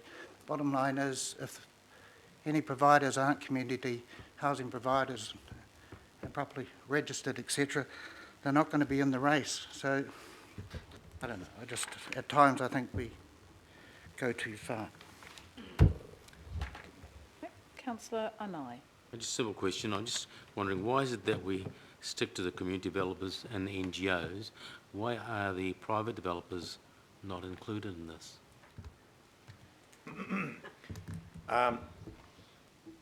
Well, because the stage we're looking at the moment is the ongoing tenant management and the ability to access the government subsidy regime, and that needs to be both those things in terms of capability and eligibility for subsidy. We need to work through registered community housing providers. And later on, when you get to redevelopment and you're looking at, as we did with Wilshire, getting someone to come in and build a certain number of units and hand back social housing to the consortium, that's obviously where the private sector will have its role. And to be honest, the private sector players that we've talked to all see themselves in that space. There's not a lot of demand in the private sector to actually be operating social housing villages. Just that I think there's 2 types here. There's the ones who are in for the quick buck return, as you know, and some take a long-term view, which is what we're talking about here. And they're the ones that we'll want to be in touch with when we get to the redevelopment phase. Yeah. Thank you. Okay. Thank you, everyone. I'm going to put those recommendations... By division. By division. So councillors, you're going to be voting by division on the recommendations from A to C, moved by Councillor Fletcher, second by Councillor Cooper, with the additions as per the screen. Councillor Anai? Aye. Councillor Brewer? Four. Councillor Casey? Oh. Councillor Cashmore? He's not here. Councillor Clow? Yes. Councillor Cooper? Four. Councillor Darby? 4. Councillor Filipaina? Aye. Councillor Fletcher? Yes. Member Namane? Yes. Councillor Penrose? You're on. Councillor Yes. Quacks? Yes. Councillor Stewart? Yes. For worship. Member Taipari? Aye. Councillor Wayne Walker? Yes. Councillor Watson? Yep. Councillor Webster? Yes. Councillor Wood? Yes.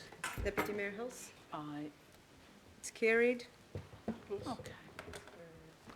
All right, thank you. Very And narrowly. thank you to the team. Madam We Chair. wait the report back with interest. So we now move on to item 16, which is 15, the Work Forward Work Programme. And basically, this is just the 12-month forward work programme. If there are any questions, Catherine is happy to answer that. So this is, and you'll remember the discussion that we've been having progressively over the last couple of months, looking for focus from the committees. What are we here to do? Not what are we here to talk about, but what are we actually here to do? So we're starting with the Auckland Development Committee that will clearly set out the decision-making that is required over the next few months. So I guess we'll take it as read, and if there are any questions. Councillor Fletcher. Thank you, Madam Chair. Mine is a question at this stage, and it's to the CEO. With regard to the work programme here, we've got some pretty comprehensive efficiency targets, and I want to know what within this work programme is being proposed that's going to assist us in terms of trying to get a rates cap. So can he give me where the recommendations here are going to significantly meet his objectives in terms of actually being able to try and contain some costs?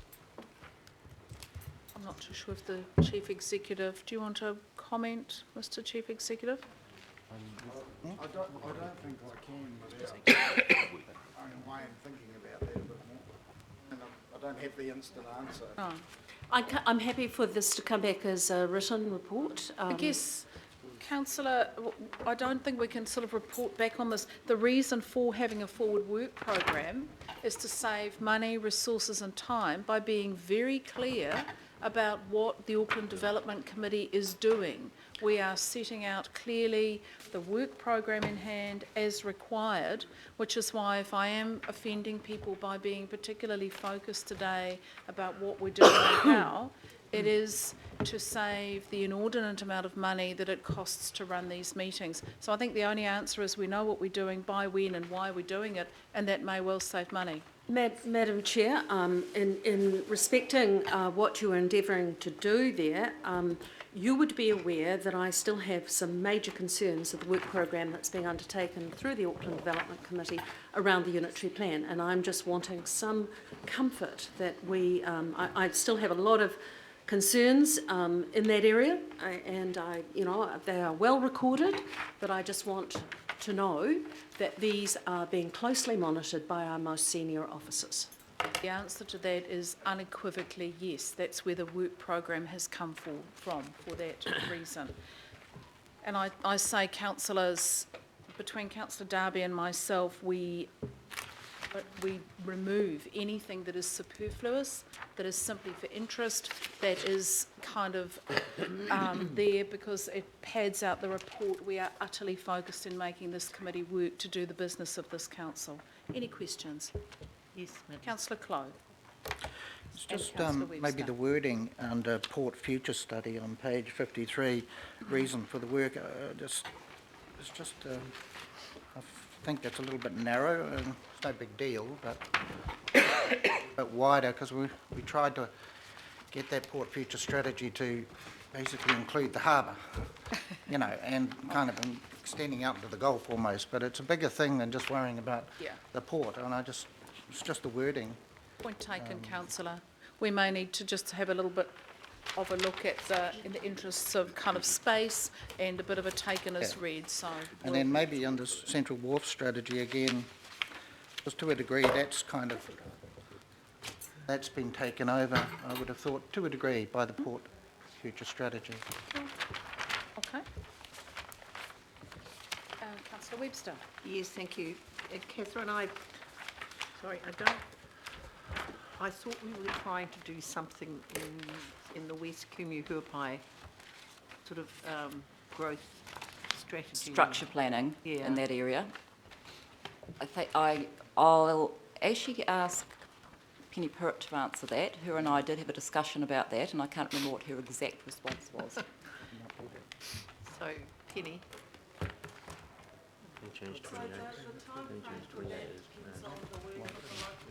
Right. Originally, the local board thought that they would finish their community-led process by the end of this financial year in June. My understanding is that they updated Warren this week to say they didn't think that they'd have the results of the study until August. So until we see that, we don't know when we will be bringing back anything to this committee. Okay, no, that's fine. I just wondered, because it is a hot topic, as you know. Okay. Great. That's fine. Thank you, Madam Chair. Thank you. Councillor Penrose. Yeah, thank you, Madam Chair. It might be just a typo, but page 52, Punui structure plan, it says structure plan for area needed to be the guide plan change 28. It should be 35. Sorry about that. Yes, right. Cool. Good catch. Thank you. Councillor Wood. Yeah, just in relation to page 52, downtown car park. Has council made a decision that will relinquish that property, or what's the story? Is that happened? Sorry, which one, councillor? We'll just said we'll number these next time so people can say number 32 or whatever. It's the downtown car park, second to the bottom. Yep. Through the Chair, that's an area of work to be investigated, but no decision's been made in relation to that yet. But it's just signalling that there are some decisions to be made around that, and that they'll be forthcoming. So, decisions required, okay. So that'll be coming back for this expressions of interest if we decide to do that or not, okay. And I think councillors, you know, we may need, we'll kind of tickety-boo this so it's a bit more useful, but the whole thing here is to try and give people a sense of this is the work happening, this is how it's integrated, and this is how, you know, for the next few months, the reports will come to us. Councillor Darby. Thank you. I think this is a really good cut. And it may not capture everything, but I think it's got the real guts of our business. Madam Chair, there was one thing I meant, we exhausted this. I thought we'd thrashed everything, and thank you, Catherine, for your great work here with the Deputy Mayor on this. I just had a thought last night, and that was we did talk at one stage about housing and the issues around housing. We talked about the issues of legislation that will better support the tenants of houses. And I thought we were going to pursue that somewhere. Is that in this committee? And it was picking up on the comments of the economist Shambil Iqbal, well articulated, and I think you and I were going to pick that up in our forward work program as well. Good point, and we haven't, and I'll take responsibility for this.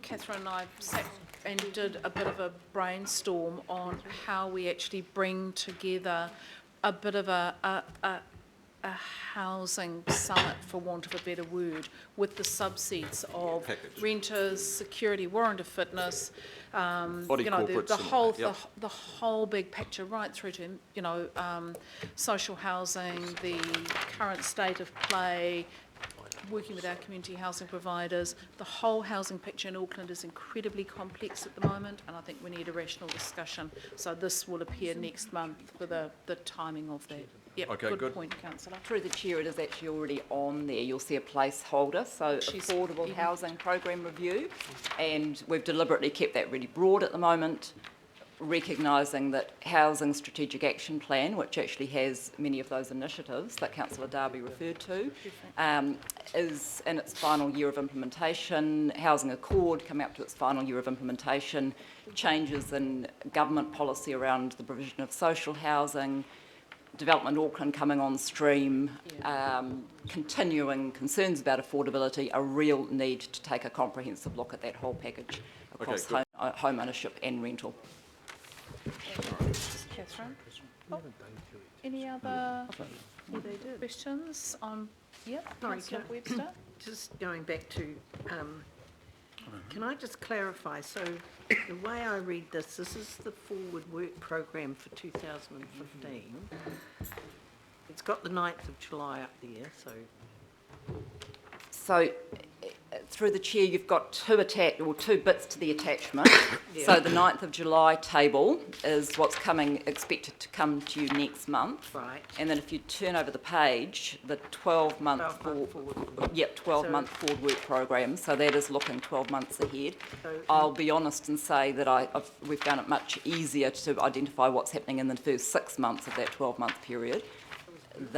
So, you know, it is quite hard to project out too far, but I think we're reasonably confident that this at least covers you until the end of this calendar year and some way into the next calendar year. Sort of comes back to my question before, could we put Kumu in there? Because it will be done in the next, I just don't want people picking this up and thinking we're not going to do anything. Yeah. And just under the Hauraki Gulf Marine Spatial Plan, Auckland Council, do we actually need, I realise this is the first cut and it's fantastic, but do we actually need to flag that it's not just Auckland Council? We've put external stakeholder group, but it's actually multi-agencies and councils. Sure. Great, thanks. Just a technical. Yep. Okay. Right, so we'll fine-tune this as we go. Councillor Penrose, you're happy to move. Is there a seconder? You'll second. Councillor Webster will second that. I'll put those all in favour, please say aye. Aye. Against, carried. Thank you for that. So, there's no extraordinary business. So now we move to our next item. And we'll do, as we talked about at the beginning of the meeting, the Three Kings Land Exchange. There isn't too much in there that I think has any justifiable reason to be held in confidence. The workshop was good at showing that everyone is pretty clear on what the issues are. I think we just will take direction from from Jim and the staff. If anything does look like it's traversing down into anything that might be legally sensitive, people will just say that's probably not something that we can traverse. If it ends up in court, how about we not have had that discussion in public? So can I just hand... Oh, we don't really need to do... Oh, do we need to do precedence of business? Because it's a subset. Oh, look, I am being... Would you like to second the precedence of business that we consider this at this stage? I'll move that. I'll put that. All those in favour, please say aye. Aye. Against? Carried. Now, so, right. Would you like some... Be good to just have a bit of a reminder of this is complicated. We've got the issue of the plan change that's going through, and we've got the land exchange. It'll be really good to just make sure people are really clear in their mind about what we're being asked here and the parameters of today's discussion. So that so a simple summary of the context is that Fletcher's, as the owner of the quarry, have long since finished quarrying and now looking for some operative zoning to bring about the conversion of the realisation of this brownfields opportunity, and in their case they want to realise a residential development opportunity, probably to create 1,000 to 1,300 new homes. So there's been dialogue with the council for a number of years around the form of the development, and particularly the relationship to the adjacent council and Crown reserve land. So about just over a year ago, Fletcher's tabled a proposal which involved an exchange of some of their rehabilitated quarry land for some of the council reserve land, which in their view created a better overall environment. So so a number of things have been happening.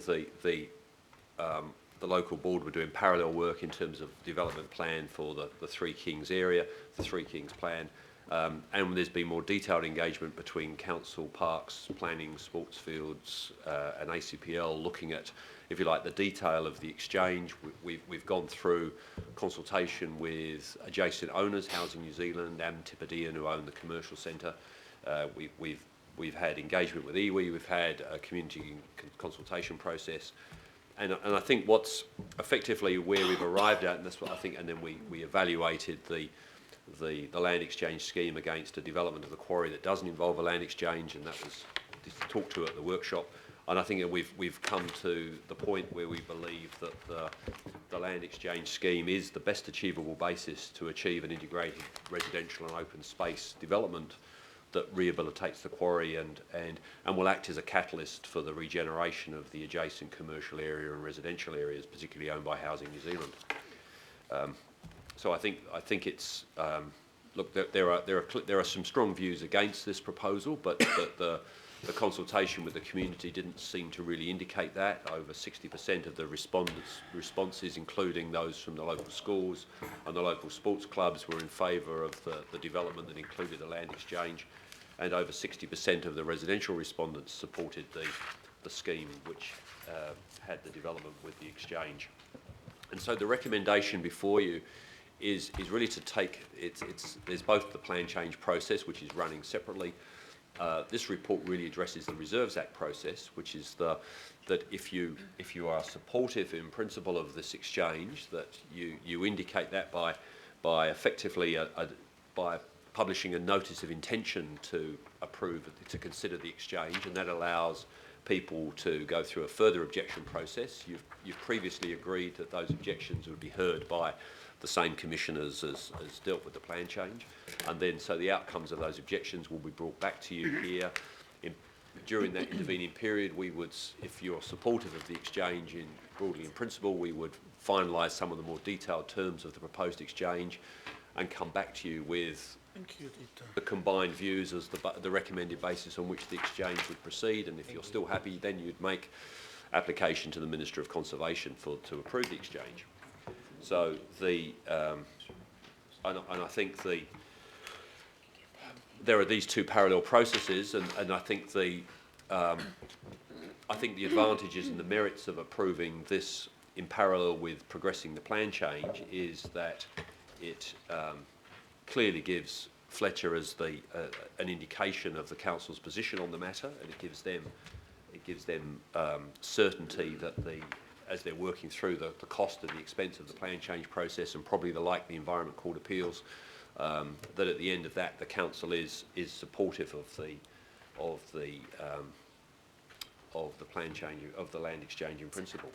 And it will also, and in terms of getting more housing built, it also allows them to start planning with some certain, to start and do some further investigative and design work, and on the, with some risk, but and anticipating that the land exchange will be possible. So I think that's sort of in a nutshell, Madam Chair. Hopefully that captures the key points. Okay, so let's get into, I'm sure there will be questions, and I just want to signal, Councillor Casey, you have an amendment that you've foreshadowed, and we've got that. So just take questions first. Okay, no questions, pretty straightforward. Oh, Councillor Fletcher. Madam Chair, my question is to Clive, because this has vexed me greatly. I have wanted to work with our local board as closely as I can. I'm mindful that where we need development, where the infrastructure is in place, can Clive give some comfort to me around trying to respond to the concerns that have been consistently expressed by the local board, whether he has, in terms of best endeavours, sought to address these? I think there's a consistent theme in a number of some of the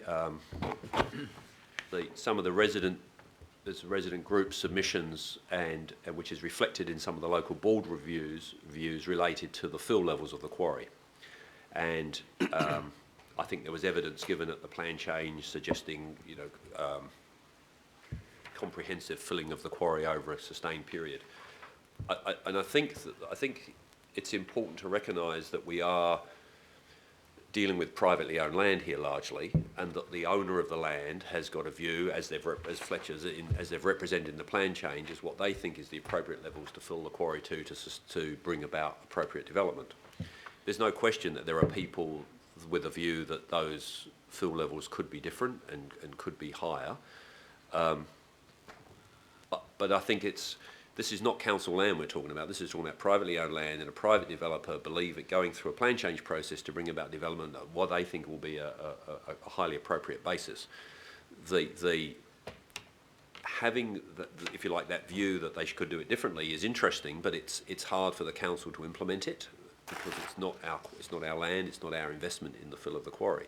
So there are some unresolved pockets of objection to this proposal. There's no question, but quite how the council. I mean, I guess that if the council doesn't want to support the land exchange, it cannot support the land exchange. That doesn't necessarily mean that those issues relating to fill will be addressed. It will mean that Fletcher's potentially pursue a scheme that doesn't involve the land exchange and gives us what we would consider to be an inferior residential development. So I think that's probably the main point. There are other points related to access to the manga, and there are some of those points can be dealt with quite separately from this Fletcher proposal. I think there's potentially other phases to the development around this Three Kings Quarry. I think Housing New Zealand are with the unitary plan, are moving towards looking to intensify some of its housing. I think there are we've already had some initial discussions with them about land exchanges that could improve access to the manga, and that's really quite separate to the, if you like, the Fletcher proposal. I appreciate that. So I think there are other opportunities there that can create a superior environment around the manga, which can come from other dealings in the future with Housing New Zealand as well.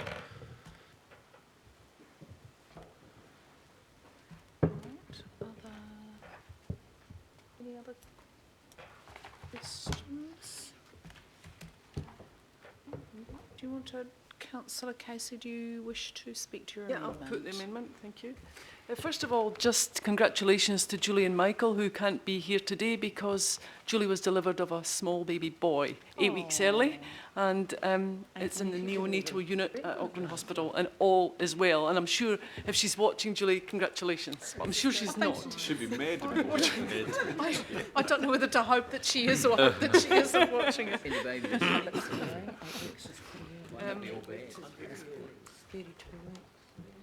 I will cover I've got 6 points I want to make because we have had a workshop and the issue has been well traversed. The first thing is there are 2 plan changes before a hearing commission of this council right now. The commissioners have yet to deliberate. When they do that, there's 3 courses of action to them. They can reject the plan change in total.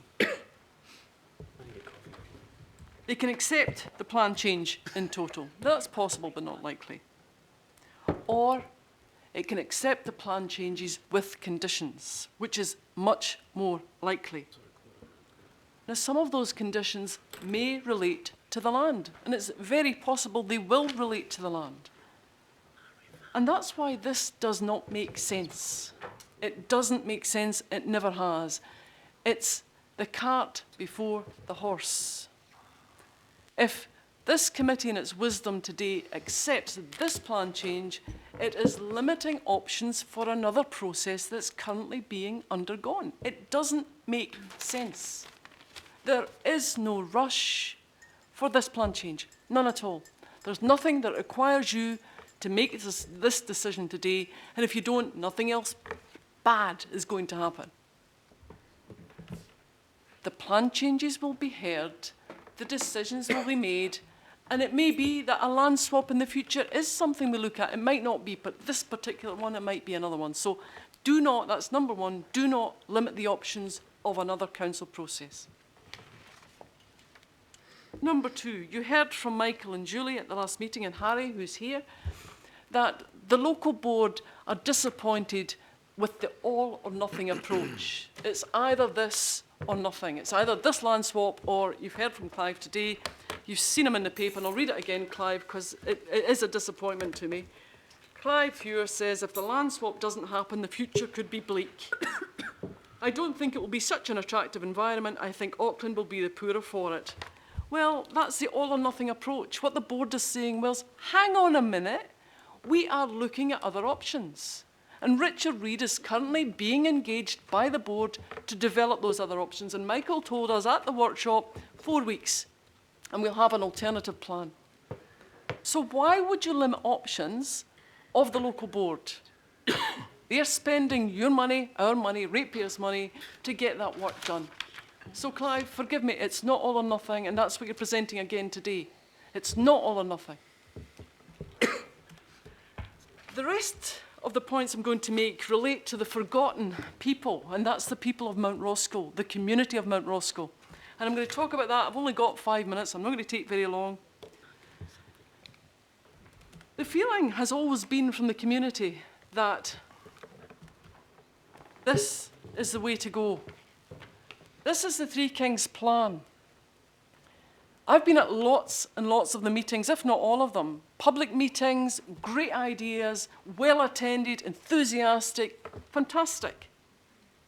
This is not the end of a process. It's the start of a process. I refer you to the last 2 pages of the plan. There's the projects arising out of it. Whole list of them, some funded, some not funded, but the first one is continue to work with adjoining landowners to facilitate future land configuration. Work with adjoining landowners to facilitate future land configuration. That's the local boards right at the top. So do we know better than them? I don't think so. I think that this is an option. And Clive has sold it well, but I'm asking you not to accept it at this stage, and that's what my amendment asks for. Let due process take its course. The feeling abroad, and you know, the chair will keep me right, from the local community is that we did this in good faith over 2 years. Within 1 week of it being tabled at the board, Fletcher had 2 plan changes in the system within 1 week, claiming that this gave them licence to do that. It doesn't.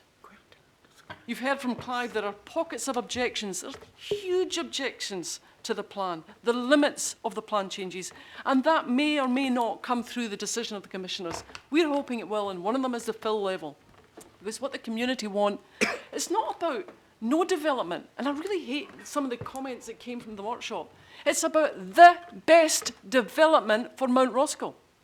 We've been waiting a long time. This will be the town centre, the revitalisation of Mount Roscoe. Why would we rush through with a Fletcher plan when there is it's just as possible we can get Richard Reid's plan, which will look 10 times better? Do not limit Mount Roscoe by making a decision today. You do not know better than the local board. You don't. Okay. No. Last one. Last one. Nick Smith took a busload of journalists on a tiki tour. He took them to the Fletcher's quarry. And he made some inane statements. No, better not say that on the telly. He made some statements about the land, and about the land, not the land swap, but about the land. And I'll just reiterate, Auckland belongs to the people of Auckland. Nick Smith wants a run on the board. We'll give him one. It will be the best run on the board for Mount Roscoe, but it won't be this one right now today, because this committee owes it to the people of Mount Roscoe to do the best thing by them, not Nick Smith, and not the driving to get the run on the board. Was that okay? That wasn't too bad. Right, that's it. That's good. That's quite good. I was keeping a clear ear on it. Yeah. All good. Okay, any other speakers? Councillor Walker, you're seconding this? Sure. Just have a question first. Just to clarify, Fletchers are able to go ahead with the SHA area, that's the area up the top, that's in train, that's somewhat separate to this process, is that correct? Through the chair, yes. That is separate, and yes, they are progressing that. Okay. Given that circumstance, is it not pragmatic to delay until the process that's underway, both with the local board and the commission hearing, is finalised, so that we know whether there are any potential implications on this swap?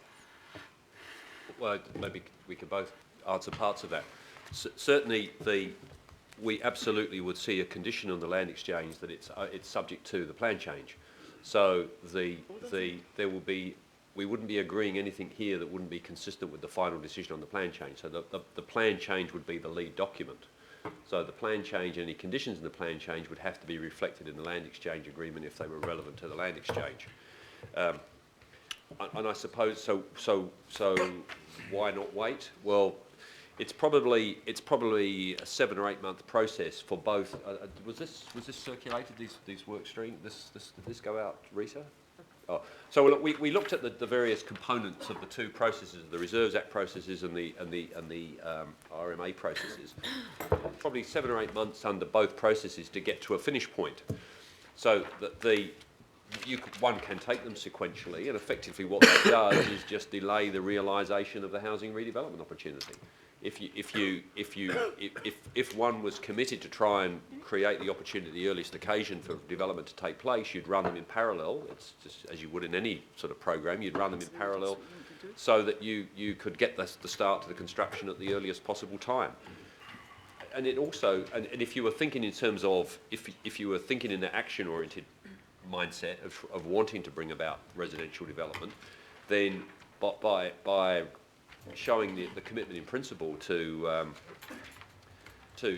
commit to the land exchange if the plan change contemplates that scheme, it also allows Fletcher to do some investigatory design work and just get on with and just facilitate the move towards the full residential development. So it becomes facilitative, and it also means they go into the Environment Court process knowing that they're seeking something which the council will ultimately support. It just, I've seen it many times in local government, that conflict about landowner consent versus planning consent, and I think it is a separation of, there's a sort of Chinese wall, but I think it's to my experience, it's wrong to put somebody through that long planning process if you don't really have the intent to follow up with the land exchange as well. And it's really just flagging that we are prepared to do the land exchange if that planning process is concluded. Okay, so I've just got a further question then. So what you're saying is that any land exchange is going to be conditional on the outcome of the court process that's underway. When does that process finish? What's the timeline? Sure. So through the chair, the commissioners will be deliberating. So I don't know when the decision is will come out for that. But let us just assume, for the purposes of the meeting, that it's in a couple of months' time. There is then, whatever that decision is, there is the opportunity for submitters or the applicant themselves to appeal that to the Environment Court. So if that occurs, then, and you'll all be aware of that general Environment Court process where, of course, it goes to that court for further consideration. If there is no appeal, then that decision can be finalised by the council immediately. So again, for the purposes of this discussion, if it was in a couple of months' time and there were no appeals, then that plan change decision could become operative within, a couple of weeks of that. Okay, so I understand that, but surely this process through the Reserves Act means that we have to define the areas of land that we're swapping. There has to be a high definition within that. Yet we're making that process subject to another process which could impact on the areas of land. I don't follow here. I would have thought we'd be jumping the gun. And, as much and all as we want development to take place, Fletchers can already get on with the development up the top in the special housing area. This is a significant project here. It's a huge project. So I would have thought we would have wanted to get our ducks in a row and get the process right. And this just does not rest with me. I don't comprehend it. It strikes me that Fletcher's is trying to apply a not inconsiderable amount of pressure to almost push things into a straitjacket. So I don't follow, and I'll be voting for the amendment. Okay. Do we need a... And I'd welcome a Yeah. further response to my I question. think it's kind of been answered, councillor, but Well, we'll it kind of Clive hasn't, as far as I'm concerned. I mean, I'll just ask Clive. Well, I think in terms of the Reserves Act process, we've been in consultation with DOC are happy with the process we're following. Look, if the plan change is not approved such that it would make no sense to do the land exchange, then we wouldn't do the land exchange. That's right. Yeah. And just to clarify again through the chair, what you're being asked to do today is to go out to the public formally again on the issue of the land exchange. So it's not about making a decision, it's not about making a decision on the final design or configuration, as you say, Councillor Walker, but it is going out to the public and saying, what do you think? We know that these other processes are in train, and in my view, they absolutely can be aligned and they can be done in parallel, and there's nothing different or wrong or illegal or strange in this at all. But what we're asking you today is, can we go out to the public and formally ask for views and go through that public notification and consultation process? Okay, on the land exchange. Yeah, so, I mean, Yeah. my position is that I'm comfortable to go out, Yeah. but I'm uncomfortable with the timeline, and I think we should defer. Otherwise, we can have a very messy process and an expensive process We've had, if we have to double up. It's already very confusing for the local community, Madam Chair, because we've got a plan that the local boards work through with the community. Other people are engaged, like Richard Reid, so there's further work being done on this, and now we're jumping the gun. So that's my position, and I really think that we should be holding a partnership with the local board around this, because this is a significant project that impacts considerably on areas of public space and reserve that the local board has an interest in. okay, thank you, councillor, you've made your point. I've just got three other speakers, and just remembering this is us going out to talk to the community about this. Councillor Webster. Oh, thank you, Madam Chair.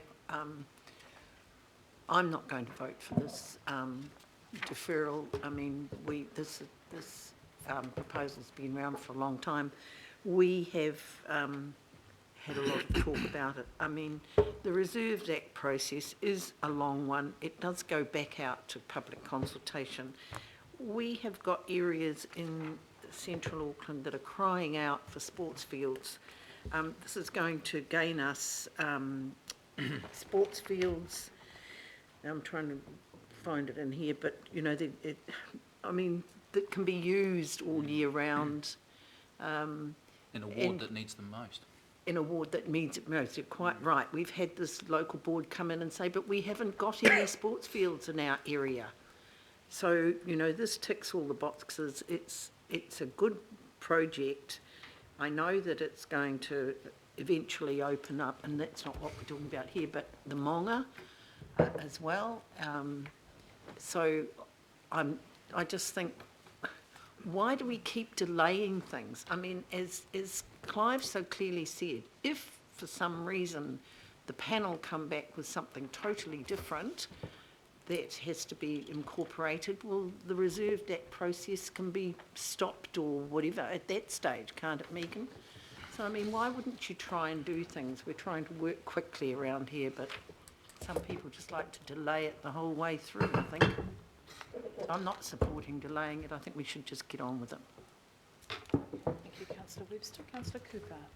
I'll wait till the substantive. Okay. Bearing in mind though, we just need to make sure people know what they're voting on. Councillor Casey and Walker have put this up by way of substitution. Or maybe, Madam Chair, what I'm saying now is going to fit with the substantive as well. I mean, the reality is we need to be enabling, we need to be getting on with stuff. We've got a shortage of houses. This is going to address open space as well. You know, we get constantly accused of dragging the chain and the council stopping things. We need to be enabling good development and outcomes, and I see deferring yet again as just another, you know, whatever it is. 2 months, maybe. No. Maybe less. Thank you, Councillor Walker, for your advice. So for me, I couldn't support deferring it because we need to move forward. And I'm very confident in the staff that they're actually looked at all the issues. This is a really good timeline. It shows where we can get to. And we've also been reassured that if the plan change isn't accepted, we can be nimble enough to work around that or change what we're going to do. There's checks and balances right through this process. Thank you, Madam Chair. Thank you, councillor. Councillor Darby and then councillor Clow. Thank you. I've just got one niggling question in my mind, and I just want to make sure, and I want some assurance that the council, any part of the council, is not conflicted here. And I'm thinking there's a lot of fill going into this quarry.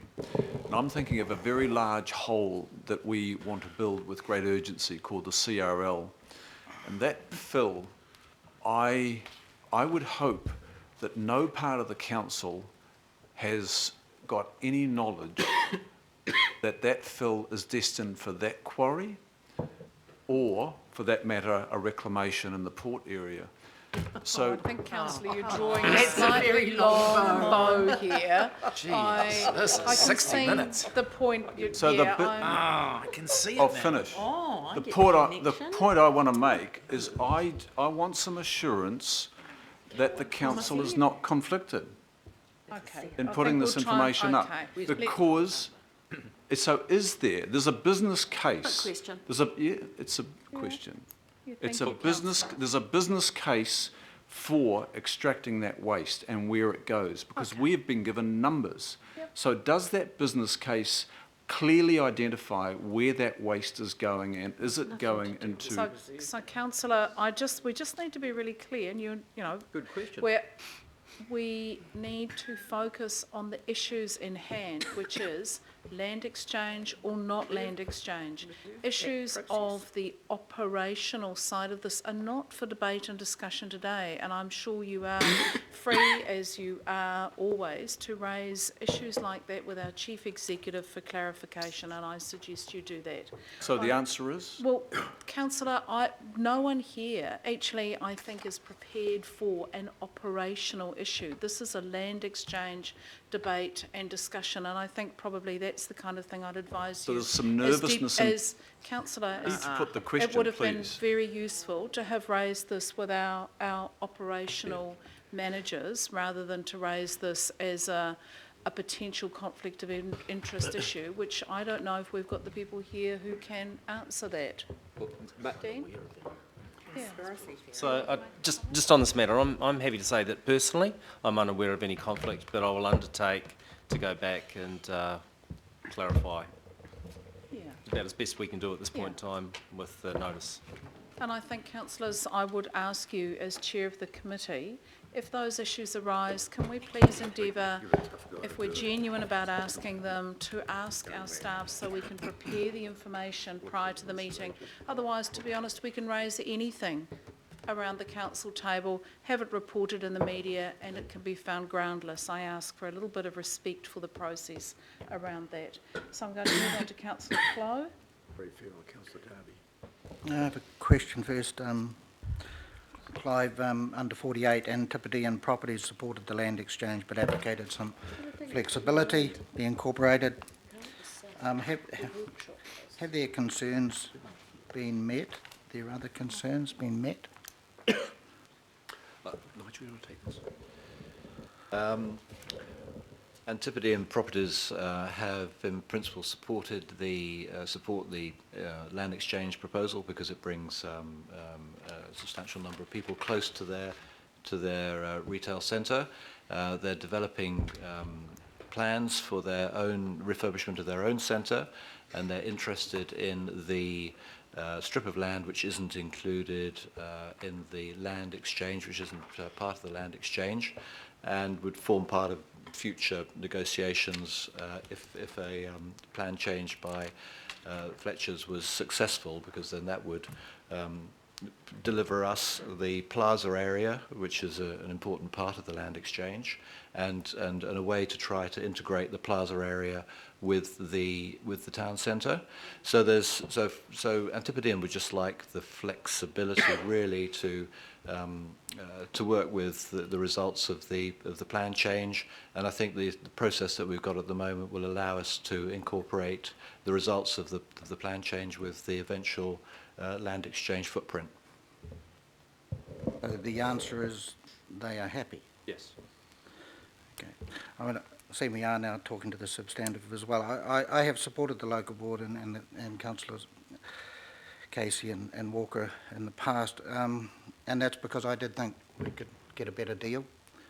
I can't help but think we're actually at that stage where we've got a really good deal, and I don't know whether we can get a better deal. When it was pointed out the other day about the fact that effectively the swap is ensuring fields and developments are happening with little cost to us, which is important at this stage because things are tight. I'm afraid I cannot support the amendment, and I will vote this time because I believe the local board has almost got everything it wanted, because when we did a bus tour a long time ago and we're still on the edge of the crater there from the car park by the mall up the top. The main concern voiced to me by Julie and Michael was the access way and the connection back up to the Antipodean properties and the mall itself.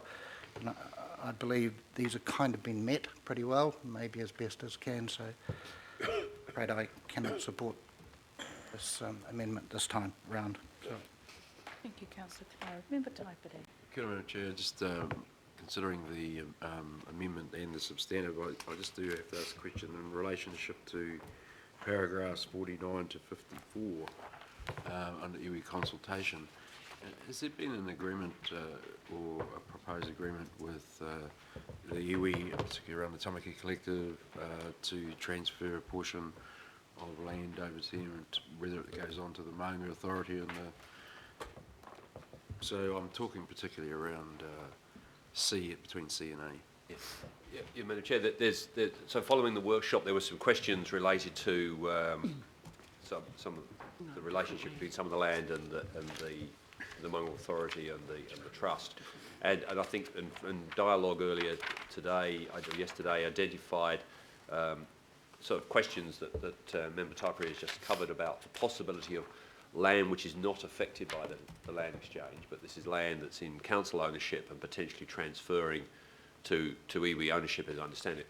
So this is not something that probably relates directly to this report, and it's probably something that you'd normally deal with through a different committee. But I mean, it's a valid point, but we're not. It's really not. It's really a matter that goes beyond this report. It's really about how we deal with a piece of land not affected by the reserve and the degree to which it moves into different ownership.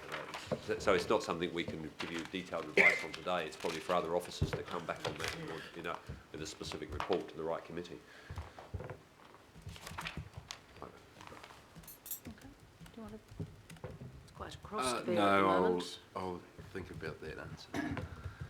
Okay. Member Filipaina. Thank you, Chair. Question is on the two plan changes that have been mentioned, 372 and 373. Clive, you mentioned that depending on the resolution of those plan changes, that can be incorporated as part of conditions of the Reserves Act process that we're currently referred to. Yep. Does that mean that there may have to be a further round of public consultation? So the plan change that incorporates the proposed land exchange,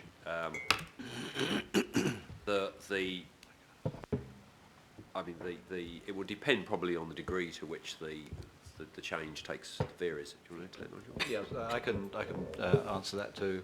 Under the Reserves Act, an exchange of land which requires implementation following a change to the operative plan doesn't need to go out to public consultation. Okay, again. Again. Sorry? So if we have if the result of the plan change results in a different configuration, when the request for the plan change to the minister is submitted to the minister, it doesn't have to have been notified, or the intention to request that exchange doesn't have to be notified to the public. So it would just flow from the plan change. Okay, so for me, plan change, it's agreed by the commissioners. Even though it's agreed under the Reserves Act, we do not have to go out to public consultation. Is there any consultation then? Yes, so that's exactly my point. Through the chair what we're asking. So this is exactly what we're asking. We do want to go out to public consultation. We want to do that now on the land exchange. What Nigel is saying is that further down the track, if there were any changes to that aren't required to public consultation. But we do want to go out, and we want to go out now, and that's what we're asking for you to do today. And that doesn't matter what happens with the plan changes that are currently going, well, the one that relates to this, that is currently going through hearings. That's what you're telling me. That's right. So the plan change goes through its process, and there's public involvement and submitter involvement, third-party rights all around that. So no change there. That goes through. There is public consultation for the land exchange under the Reserves Act. That's what we're asking to go to now. Further down the track, there is no requirement under the Reserves Act to do any further consultation. Yeah. Even if the plan change goes through. Correct. Yep. Okay, thank you, Chair. I guess the expectation is that the land, that whatever was consulted with the community and by way of the plan change would actually address those issues. That's the expectation. And I think, Chair, just on what you've said, sorry, that's really where my head is that are we going out, and I know under the Reserves Act we go out public consultation, depending on what happens with this plan change. If it is agreed by the commissioners and it comes into effect, basically our public consultation we're going through now will be addressing, that's what I'm hearing, will be addressing the plan change that is currently going through hearings. That's what I'm hearing, and there's no need to end up going through the public consultation. Because you're doing it now and not waiting for this to happen. That's what I'm hearing. Right. Yeah. Okay. It's not straightforward. It really isn't. That's why we thought the process chart might help. Okay. No more speakers. So let's put the. reply? Oh, you certainly can, Councillor. Hang on, it's an amendment. Oh. It's kind, except Councillor, are we, oh God, you are right, but I don't, I'm going to, because it's up there by way of substitution, we are, yeah, but it's, remember. I think Councillor Wood got the last right to reply. He did, So let's allow, and I know Rita's worried, but actually standing orders are there as a guideline. That's the Chair's interpretation, and I'm going to give Councillor Casey a brief right of reply. Just councillors, you'd all get one turn during the year of a right of reply. That's good. Councillor Casey. Oh, Madam Chair, Madam final Chair. ruling. final ruling. Just Quick summing up by Councillor Casey. Quick summing up. It will be a couple of months, we reckon, before the commissioners make their decisions on the plan changes. That's what this is requesting, to defer the decision until that time. That's the right way to do things. The commission, the local board has commissioned a planner, a landscape, is he an architect? Richard is a landscape Richard Reid, architect. to do some development work. That's going to be reported back to us if we require it, certainly to the board next month. That's ongoing, it's happening, so why would we limit that? This, if we agree today, you know, and thank you, Megan, it's not just about consultation, it's about the perception that council is supporting the land change. That's what this is today. It's supporting the land change right through to the Environment Court. We also heard that too, and that's part of what I need to tell you about. What the public see here is not two separate processes. It sees council holding hands throughout the process with a developer. And it's not right. All I'm asking through this amendment is to separate the processes. This may be the way forward. It may well be the way forward, but to respond to Councillor Clough, you don't know that that's the best plan because we haven't seen any other plans. This was written, Fletcher's put in the plan changes. So let's see the other plan. We've got a couple of months. There is absolutely no rush. It's got to be the best development it can be, and I'm waiting to see what Richard Reid comes up with. So, you know, the dragging the chain thing, this has been years in the making. Exactly. No, this plan here has been years in the making for good reason, because at every level the community has been consulted over it, and now this council seems hell-bent on shoving through a supporting, it is a support for a plan change. That's what you're doing today. You are supporting the plan change. And I'm saying, yeah, well, maybe we will, but maybe we won't. But let's hang on for a couple of months, see what Richard Reid comes up with, see what the commissioners come up with, then make that decision. It's worth it. This has been 2 years in the making. Please do not vote for the land swap today. Vote for my amendment, which is to wait for the commissioner's results. And please don't consult the way you consulted over the land swap last time by saying, and I quote, Fletchers are going to pay for everything, because I would vote for that. So make sure it's a lot more neutral than it was the last time if that's what this is decided upon. But I hope it's not, and I really plead with my council colleagues to support the local board here for 2 more months to get the best possible design for the Three Kings Quarry. Thank you, councillor. Right, well, we'll put it, and I presume you're going to ask the division? No? Yep. Oh, yes, okay. So councillors, you're voting on councillor Casey's motion, second by councillor Wayne Walker, to defer the decisions. Councillor Anai? No. Councillor Brewer? No. Councillor Casey? Yes. Councillor Clow? No. Cooper? No. Councillor Darby? 4. Councillor Filipina? 4. Councillor Fletcher? 4. Member Namane? Yes. Councillor Penrose? No. Councillor Quex? No. Councillor Stewart? No. Member Taipari? 4. Councillor Wayne Walker? Yes. Councillor Webster? No. Councillor Wood? No. Deputy Mayor Hulse? No.